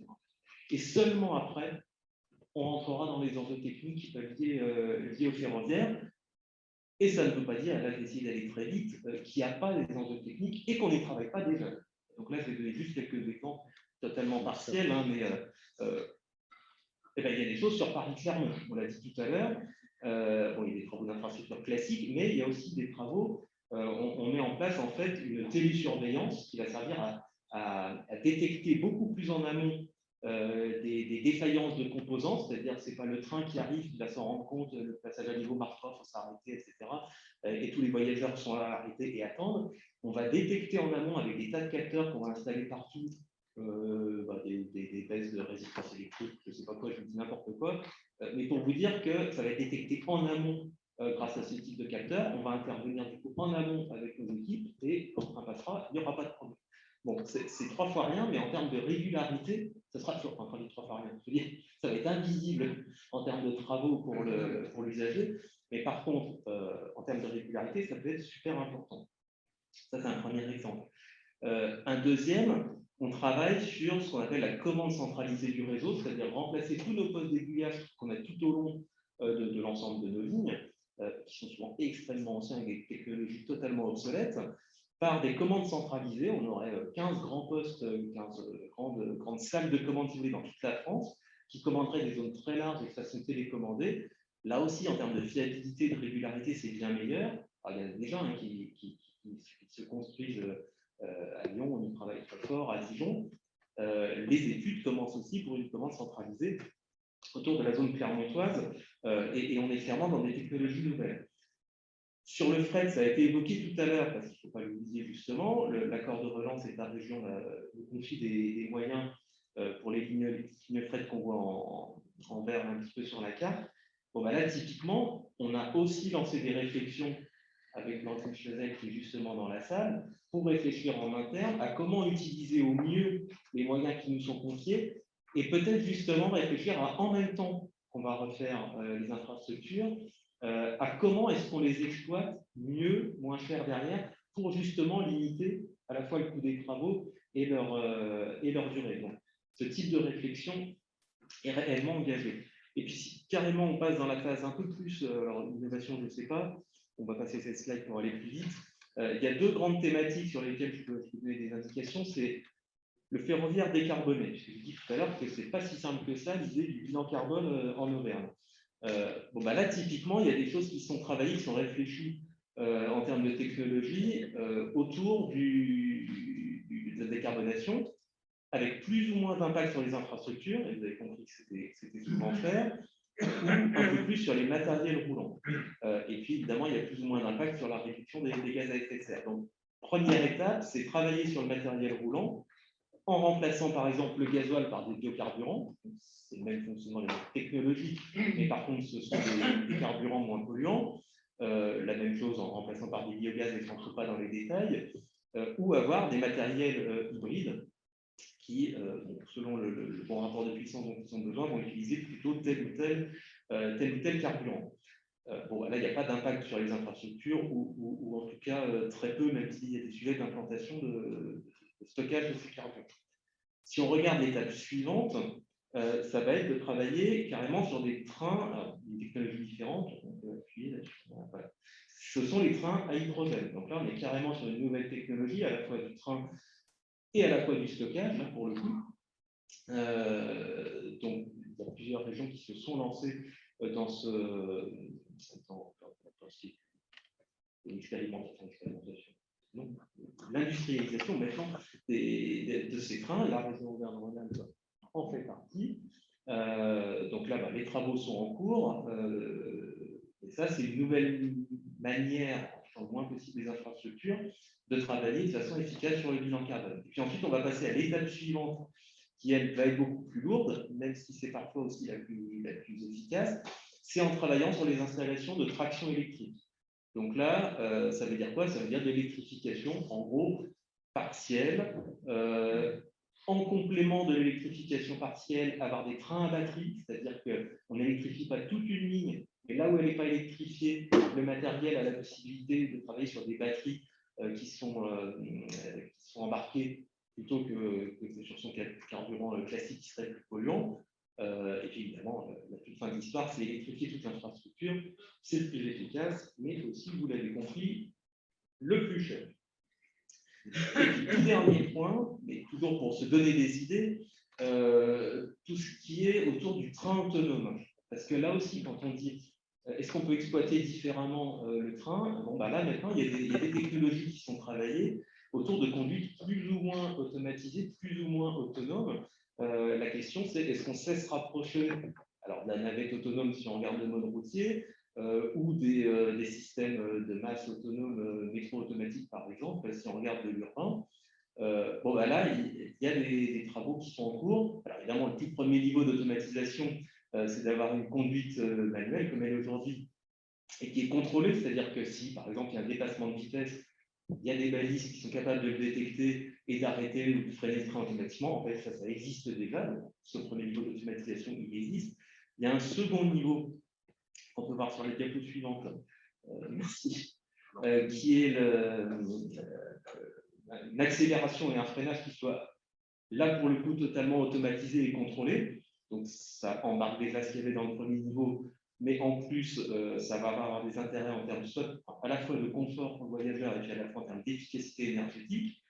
La troisième étape, là c'est carrément la conduite automatisée, mais on a encore des personnels à bord, en particulier susceptibles de pouvoir agir en termes d'assistance à la sécurité, je vais le dire comme ça. Et puis évidemment, il y aura le quatrième niveau, et il n'y a strictement aucune raison que ça n'arrive pas dans le ferroviaire, qui est le train totalement autonome, et qui, on l'imagine en tout cas, pourrait être évidemment beaucoup plus adapté à ce qu'on disait tout à l'heure, des navettes beaucoup plus fréquentes et beaucoup plus massifiées. Voilà, le message général qu'il y avait derrière tout ça, parce que j'ai plein d'éléments, mais je ne voulais pas trop non plus noyer tout le monde, mais c'est qu'il n'y a pas de solution évidente immédiate. À nouveau, l'idée, c'est qu'il faut forcément mettre tout le monde autour de la table. Il faut absolument que la complémentarité des modes de ferroviaire tout seul n'est pas une solution. Et pour les solutions techniques, elles sont au cas par cas, elles dépendent du besoin, elles dépendent du territoire. Et donc, on dit de les construire tous ensemble. Merci Thomas Larry.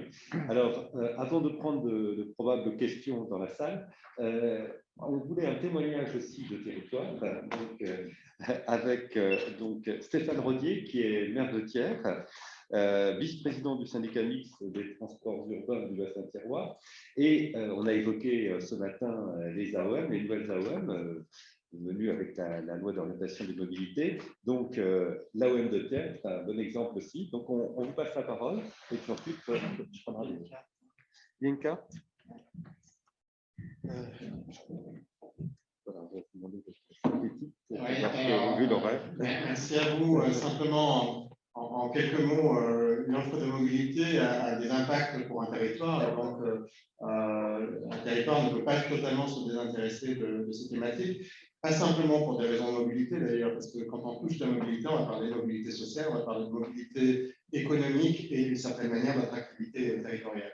Je rappellerai d'ailleurs qu'en 1865, à Thiers, la CCI à l'époque demandait l'ouverture d'une ligne ferroviaire, alors pas du train, parce qu'il n'était pas encore arrivé, mais d'une ligne ferroviaire, puisque sur un territoire très industriel comme il était déjà à l'époque le territoire thiernois, le fer et le charbon venaient par des voies compliqué et donc les produits thiernois étaient beaucoup plus chers que les produits faits en Allemagne, à Solingen ou à Sheffield en Angleterre. Donc, au travers de l'offre de mobilité en général, nous avons des problématiques d'attractivité du territoire. Et puis, on le sent bien, au-delà de cette attractivité, on a des phénomènes maintenant de plus en plus marqués de spatialisation de la richesse et de la pauvreté. Et donc, la thématique de la mobilité fait partie des thématiques assez essentielles, puisque on le voit, il y a des territoires qui décrochent par rapport à d'autres qui s'enrichissent très fortement. Et on a des concentrations, alors c'est des phénomènes de métropolisation, mais des concentrations, pour reprendre les formules de Bourdieu, de capitaux, capital économique, capital éducatif et capital symbolique. Et donc, un territoire comme le nôtre, vous avez la carte derrière moi, vous avez tout en haut le territoire de Thiers-d'Ormontaine, la communauté de communes, avec la ville de Thiers qui est sur la partie est de ce territoire. Et je parle aussi, d'une certaine manière aussi, en tant que président du parc naturel régional du Livre de la Forêt, il y a dans la salle chargé de mission du syndicat ferroviaire du Livre de la Forêt. Donc, on va pouvoir parler de deux lignes ferroviaires, celle qui fait Thiers-Rouen et la ligne qui va grosso modo, qui allait de Vichy jusqu'au Puy et qui a encore une existence entre Pont d'Or, donc Thiers-Bas, pour qu'on se comprenne bien, en allant vers la Haute-Loire.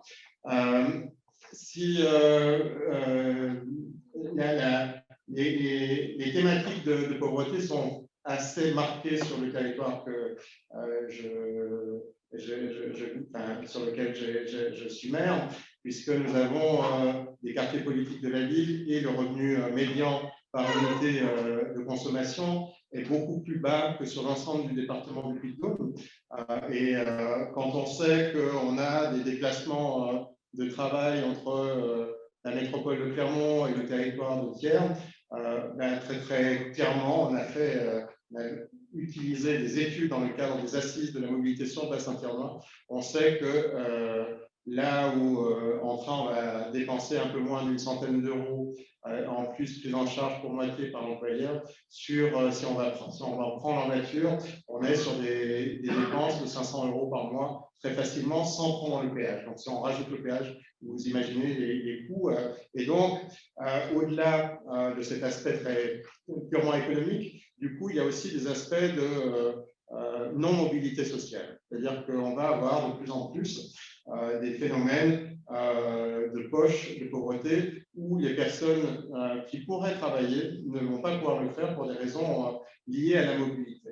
Donc, ça, c'est un peu l'état général du territoire. On a essayé de s'organiser en créant... Alors, il y avait déjà une autorité organisatrice des transports urbains à l'époque, réunissant deux communes, la commune de Thiers et la commune de Péchanoir, juste à côté.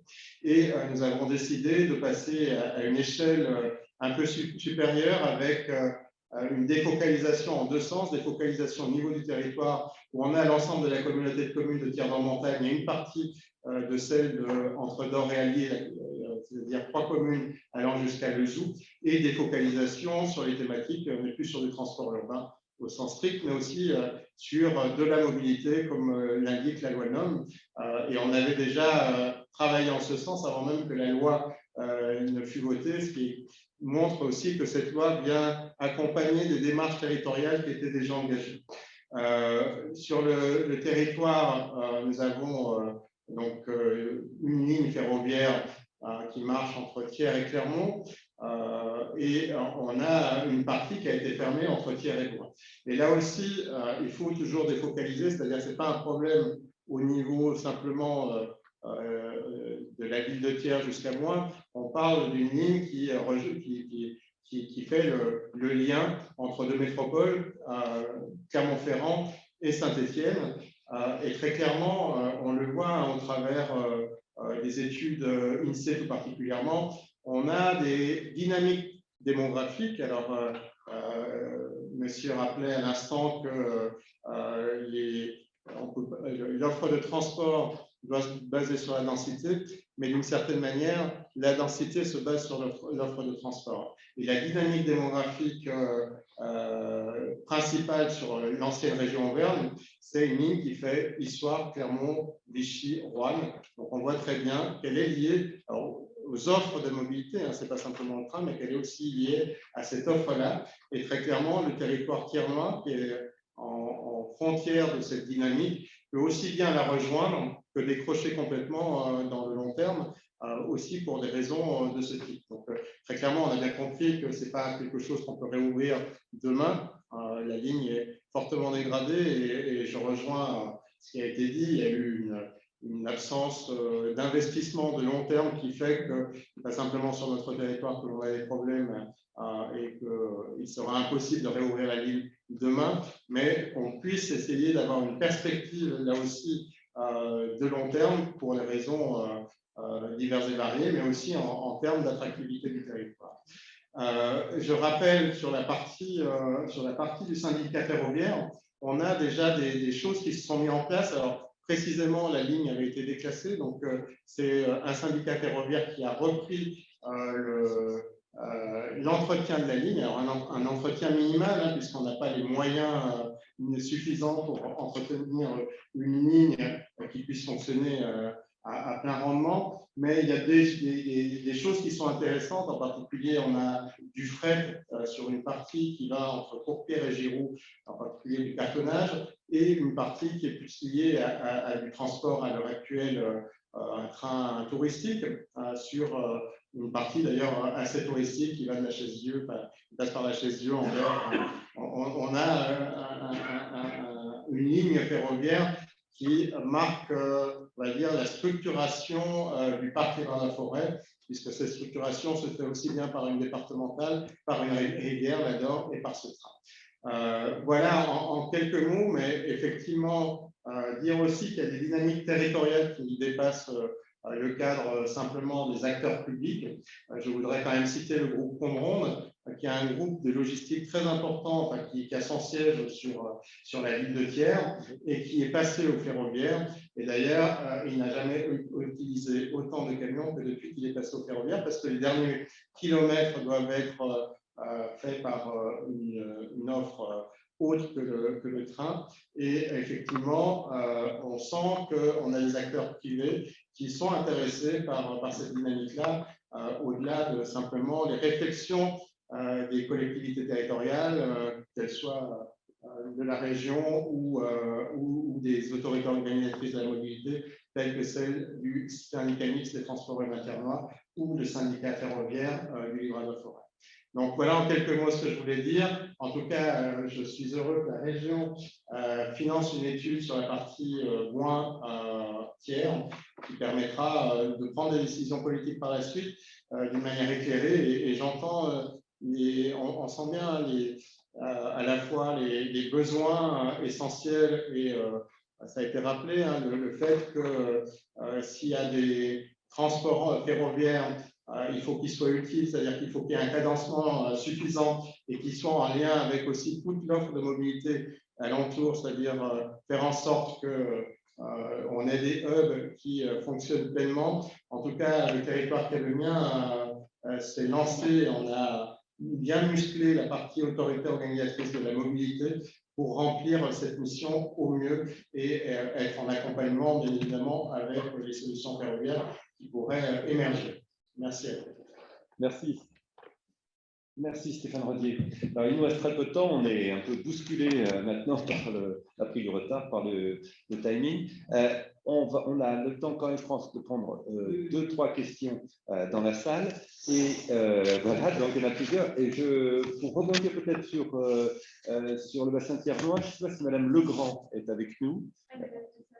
Elle s'est absentée parce qu'elle représente l'association 63-42-69 qui milite donc pour la réouverture aussi de la ligne entre Thiers et Bouin. Donc, ça pourrait être intéressant aussi d'entendre son témoignage. Comme je crois que c'est prévu aussi cet après-midi. Elle interviendra aussi. Donc, voilà. Et donc, je crois, Madame, vous avez une question.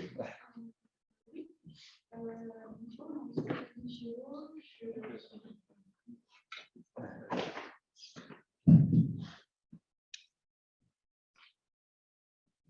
Bonjour, Stéphanie Giraud. Donc, je suis très intéressée par la thématique de la mobilité. Donc, j'ai participé à beaucoup de conférences cette semaine, donc, qui sont très intéressantes. La thématique sur tout ce qui est ferroviaire et train, pour moi, a été très intéressante et importante. Je suis originaire de Toulouse. La première fois que je suis arrivée à Clermont, c'était il y a un peu plus d'une vingtaine d'années grâce au train, puisque je n'avais pas de voiture. Aujourd'hui, je crois qu'on n'a pas énormément développé, c'est la thématique de l'égalité par rapport aux enjeux sociaux, économiques, au niveau de la mobilité. Donc, je suis auvergnate d'adoption et je me rends compte qu'aujourd'hui, dans nos territoires, si on n'a pas de voiture, on a très peu d'accès à cette mobilité, ne serait-ce que pour trouver un emploi, pour accéder à des services au niveau des hôpitaux ou le service public. Donc, je pense que c'est une dimension qui est très importante aujourd'hui et qu'il faut vraiment prendre en compte. Vous avez parlé beaucoup de chiffres, de millions d'euros que ça représente, de développer, de remettre en action des petites lignes. Sachez qu'il y a énormément de gens qui, derrière, en ont besoin pour leur quotidien, pour pouvoir aller travailler, pour pouvoir avoir accès à de nombreuses choses. Et cette dimension des acteurs économiques et de travail ne se limite pas à tous les usagers du train aujourd'hui. Donc, je voudrais éclairer aussi sur ce besoin-là des usagers au niveau de leurs difficultés dans le quotidien. Merci. Merci. Donc, on entend cette question et je propose qu'on, peut-être il y a d'autres questions encore, on les prenne. Madame Legrand, voilà, justement, je crois que vous êtes donc la responsable de l'association dont on évoquait tout à l'heure. Et si vous pouvez nous dire peut-être quelques mots par rapport à votre engagement pour la réouverture de la ligne entre Thiers et Bohain, et peut-être aussi, je crois que vous le menez aussi, ça fait écho à Madame aussi, pour les populations, justement, pour les besoins des populations de déplacement. Voilà. Oui, donc effectivement, en fait, c'est par rapport à des besoins. La démarche que l'on a eue est partie de là, grâce, en fait, notamment, il y avait les assises de la mobilité qui avaient eu lieu, en fait, en 2016, organisées par Stéphane Rodier, et qui avaient permis de mettre en évidence, je dirais, justement, les potentiels et notamment l'intérêt de ce tronçon. Le tronçon ferroviaire, il faut juste savoir qu'en fait, actuellement, entre Clermont et Saint-Étienne, il y a 150 km de lignes ferroviaires alors qui existent, et il y en a les 2 tiers qui sont roulants actuellement. Donc, c'est 2 cul-de-sac, un cul-de-sac entre en fait Clermont-Thiers et puis un autre de l'autre côté sur Saint-Étienne-Boin, qui s'arrête à Boin. Et entre les deux, actuellement, c'est une desserte qui est suspendue, qui est desservie par des bus, qui pose des problèmes comment je dirais, de régularité et d'intérêt pour les populations, justement, pour pouvoir se déplacer. Ces populations, en fait, ont été identifiées comme il y a les entreprises aux besoins qui, en fait, ont une demande par rapport au fret. On a eu des échanges avec le groupe Comronde et avec Ferroviaire qui ont justement bien identifié ces besoins de fret pour à la fois les agriculteurs et les entreprises locales. Et puis également au niveau des habitants, sur le train du quotidien, qui a été mis en avant, que ce soit sur les bassins d'emploi de la Moindrie de Montel vers Thiers ou vers Clermont-Ferrand, et puis également au niveau des populations sur Noir-les-Tables, qui ont des besoins vers Saint-Étienne et puis vers Clermont-Ferrand. Et puis la population étudiante, qui aujourd'hui en fait sont obligés d'être pensionnaires souvent dans les grandes villes, qui ne peuvent pas rester dans leur famille. Et on a même identifié aussi des besoins en fait, aussi de la population, que ce soit les personnes âgées, puisqu'en fait toute la partie du Forez ou Forez, ça dépend de quel côté on est, parce qu'en fait on est à cheval entre 2 départements justement, ce qui pose le problème de ce tronçon. Mais grâce à la région Auvergne-Rhône-Alpes, les choses commencent à évoluer et ça va évoluer dans le bon sens. Et donc, les populations également, en fait, sur les personnes âgées, les statistiques de l'INSEE ont prouvé qu'en fait, c'était une zone géographique qui était en décroissance démographique. Mais par rapport en fait, aux épisodes que l'on a vécu dernièrement, il y a ce qu'on appelle les néo-ruraux qui commencent à venir, et notamment en Noir-les-Tables, ils ont identifié ce genre de choses.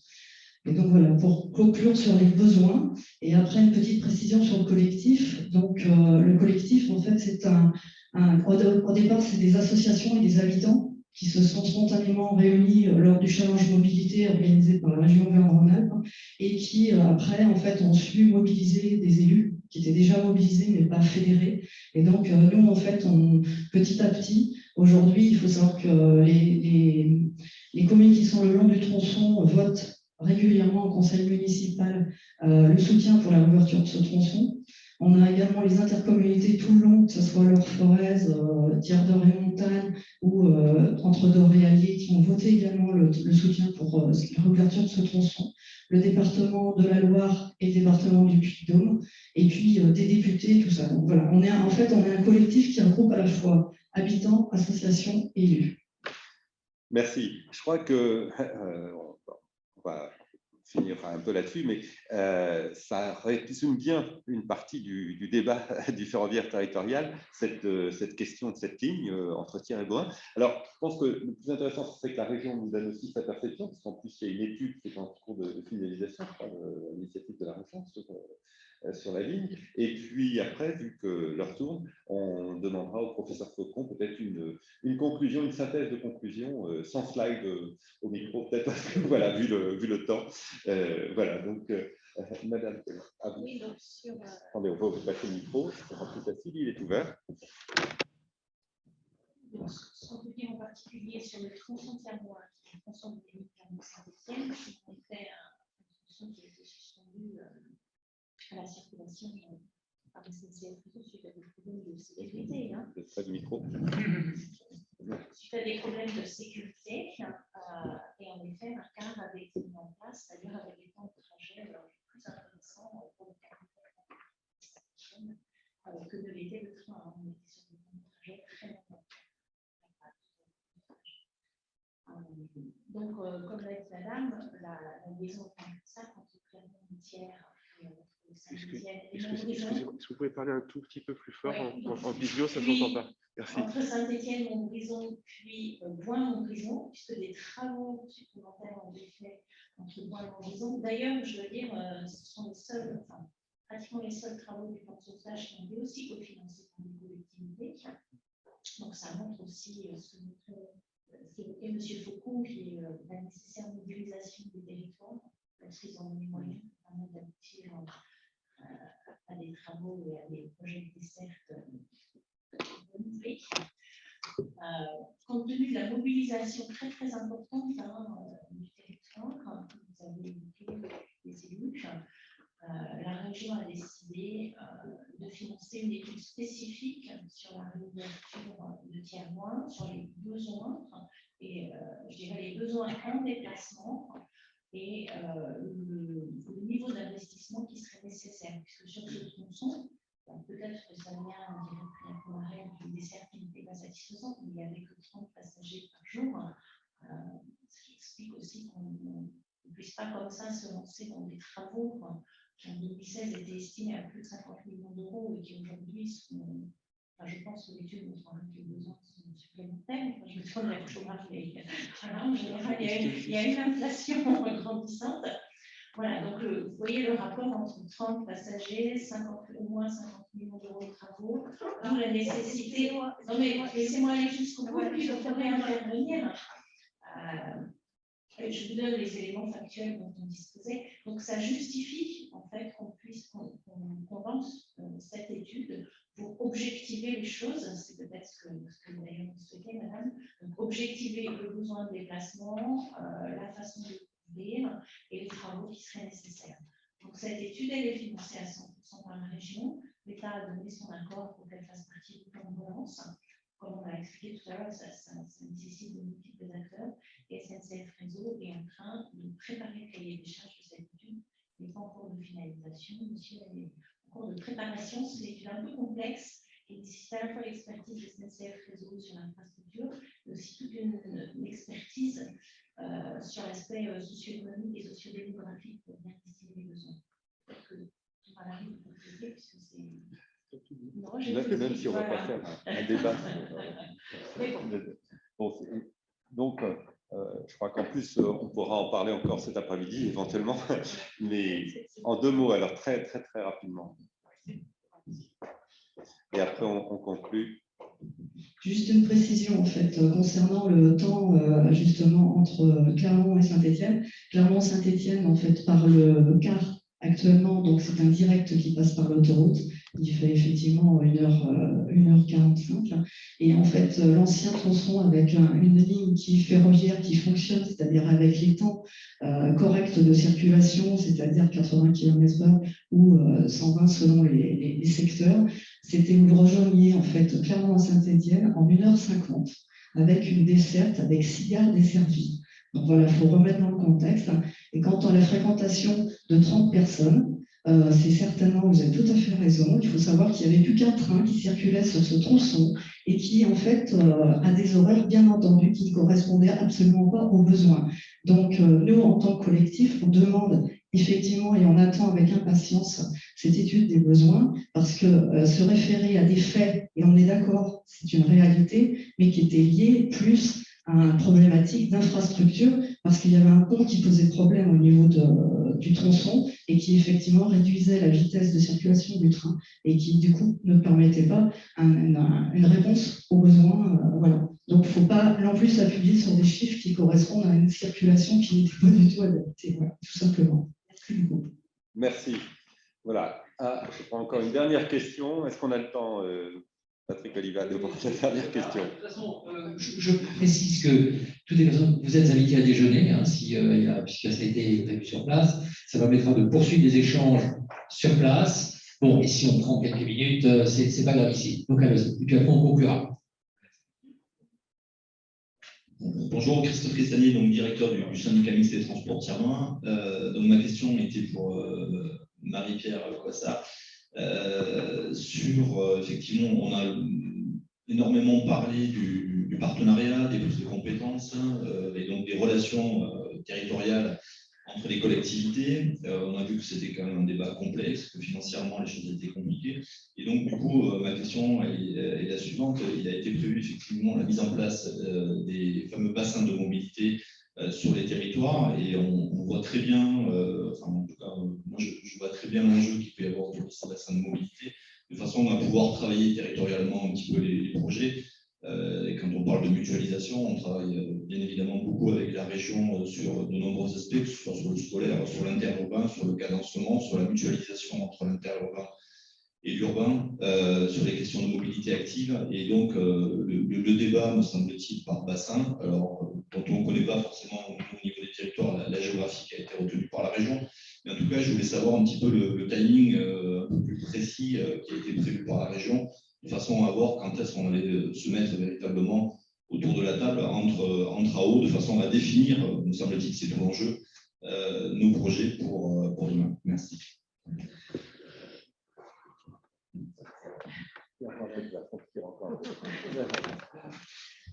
C'est déjà, en fait, sont des comités de concertation qui existent déjà depuis de nombreuses années auxquels vous participez, plutôt sur la partie TER et qu'on inclut les transports et le développement scolaire.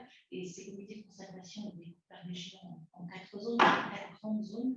Et maintenant, avec la prise de compétences sur les AOML, en effet, les bassins de mobilité vont se mettre en place.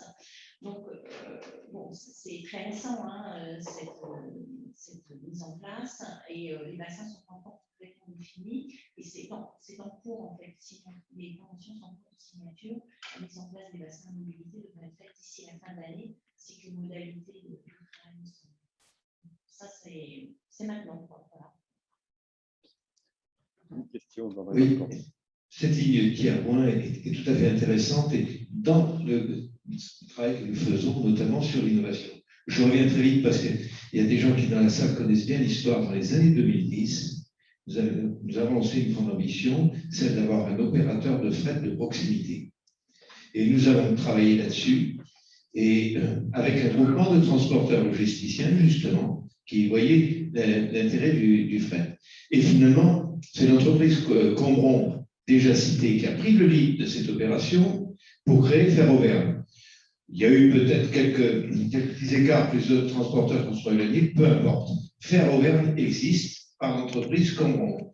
Mais il faut savoir que, et depuis ces années-là, elle fonctionne en parfaite autonomie. Et depuis cette année-là, Ferroviaire, eh bien, Combron est obligé de monter notre base sur Saint-Étienne.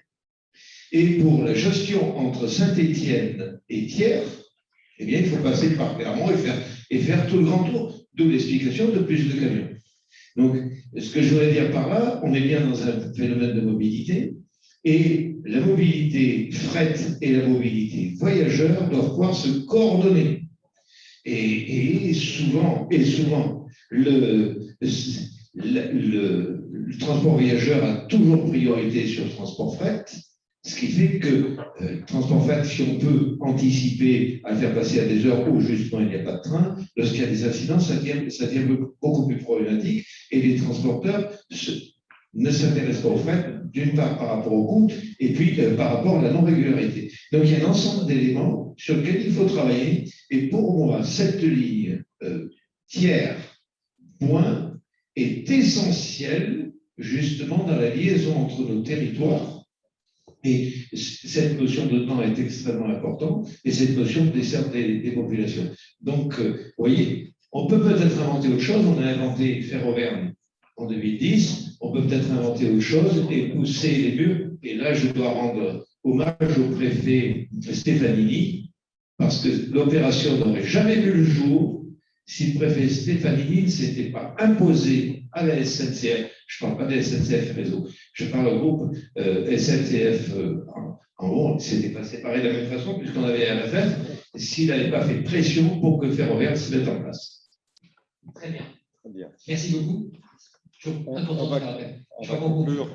va conclure avec Frédéric Fauconde, qui va peut-être pouvoir dégager un peu, après toutes ces interventions aussi passionnantes, des convergences, des points forts et peut-être les obstacles qui restent à surmonter pour tirer tous ensemble vers le ferroviaire territorial, la relance du ferroviaire territorial. J'ai construit ma conclusion. Donc, bon, je crois qu'on a tous remarqué, on a tous bien constaté que le potentiel de développement du rail existe, et ça, je pense que c'est déjà un point. On pourrait être très pessimiste en disant le rail c'est fini, mais personne n'a dit ça aujourd'hui. Et donc, il y a un potentiel intrinsèque avec des qualités et le domaine de pertinence du rail. Donc, des qualités, on les a rappelées. Le train, c'est fait pour aller vite. Le train, c'est fait pour transporter beaucoup de monde. Il est économe en espace, il est économe en énergie, si les énergies ne sont pas fossiles. Il est sécuritaire et il est facteur d'égalité sociale. Et donc, ça, c'est quelque chose d'important. Donc, il a un vrai domaine. Ensuite, il a un potentiel auvergnat avec, Pierre Pomarel l'a rappelé, une population qui est quand même concentrée dans certains secteurs, des agglos, des villes moyennes, qui sont encore toutes bien connectées, ou presque toutes, mais aussi des espaces ruraux qui sont traversés avec un potentiel d'intermodalité et un potentiel de fret, on a dit, le bois, les eaux minérales, les matériaux de carrière, voire même les déchets. Alors, Thomas Allary a rappelé que ce système il était très en retard il y a quelques années, il y avait un mauvais état du réseau. C'est en cours de rattrapage, mais un delta existe encore entre l'investissement nécessaire et l'investissement réalisé. Et donc, c'est une tâche de longue haleine. Et il faut toujours rappeler que le chemin de fer, c'est un transport lourd qui nécessite des gros investissements en matériel et surtout en infrastructure. Et ça, dès qu'on veut toucher les lignes, bouger les lignes, on a ce problème d'investissement. Et donc, on a des possibilités sur toutes ces lignes de diversification. Et Christophe Merlin l'a bien balayé. Donc, que ce soit de l'écotourisme, que ce soit des nouvelles motorisations, des nouveaux entrants, type Paracop, sans oublier, comme l'a rappelé Patrick Wolf et M. Rodier, le fret et les OFP, bien sûr, un potentiel d'intermodalité. Et donc, ça veut dire qu'il faut une vision systémique, une vision coordonnée de l'ensemble des parties prenantes pour arriver à ce que ces lignes aient une raison d'être, qu'elles soient valables, je n'ose pas dire rentables, mais qu'elles soient valables et qu'elles assurent un système pérenne. Et tout ça, je crois qu'il faut aller vite. C'est-à-dire qu'on a la nécessité d'agir vite, peut-être une feuille de route à 10 ans. C'est sûr que voir 2050, c'est bien, mais on ne va pas attendre. Et donc, il faut s'appuyer sur l'ensemble des acteurs, et notamment les collectivités locales. On a eu de très bel exemples du Livradois-Forêt qui essaie de diversifier, qui essaie de prospecter tout ce qu'il peut faire avec cette voie ferrée. Et donc, une nécessité d'avoir une réflexion d'ensemble des acteurs nationaux, régionaux, locaux, avec un partage financier, parce que c'est toujours le nerf de la guerre, hein, là où les budgets sont limités, là où SNCF Réseau ne peut pas tout faire, là où la région ne peut pas tout faire, comme l'a rappelé Mme Cognard. Donc il faut une sorte d'alignement des planètes pour pouvoir actionner ces leviers. Je vous remercie. Merci. Merci beaucoup.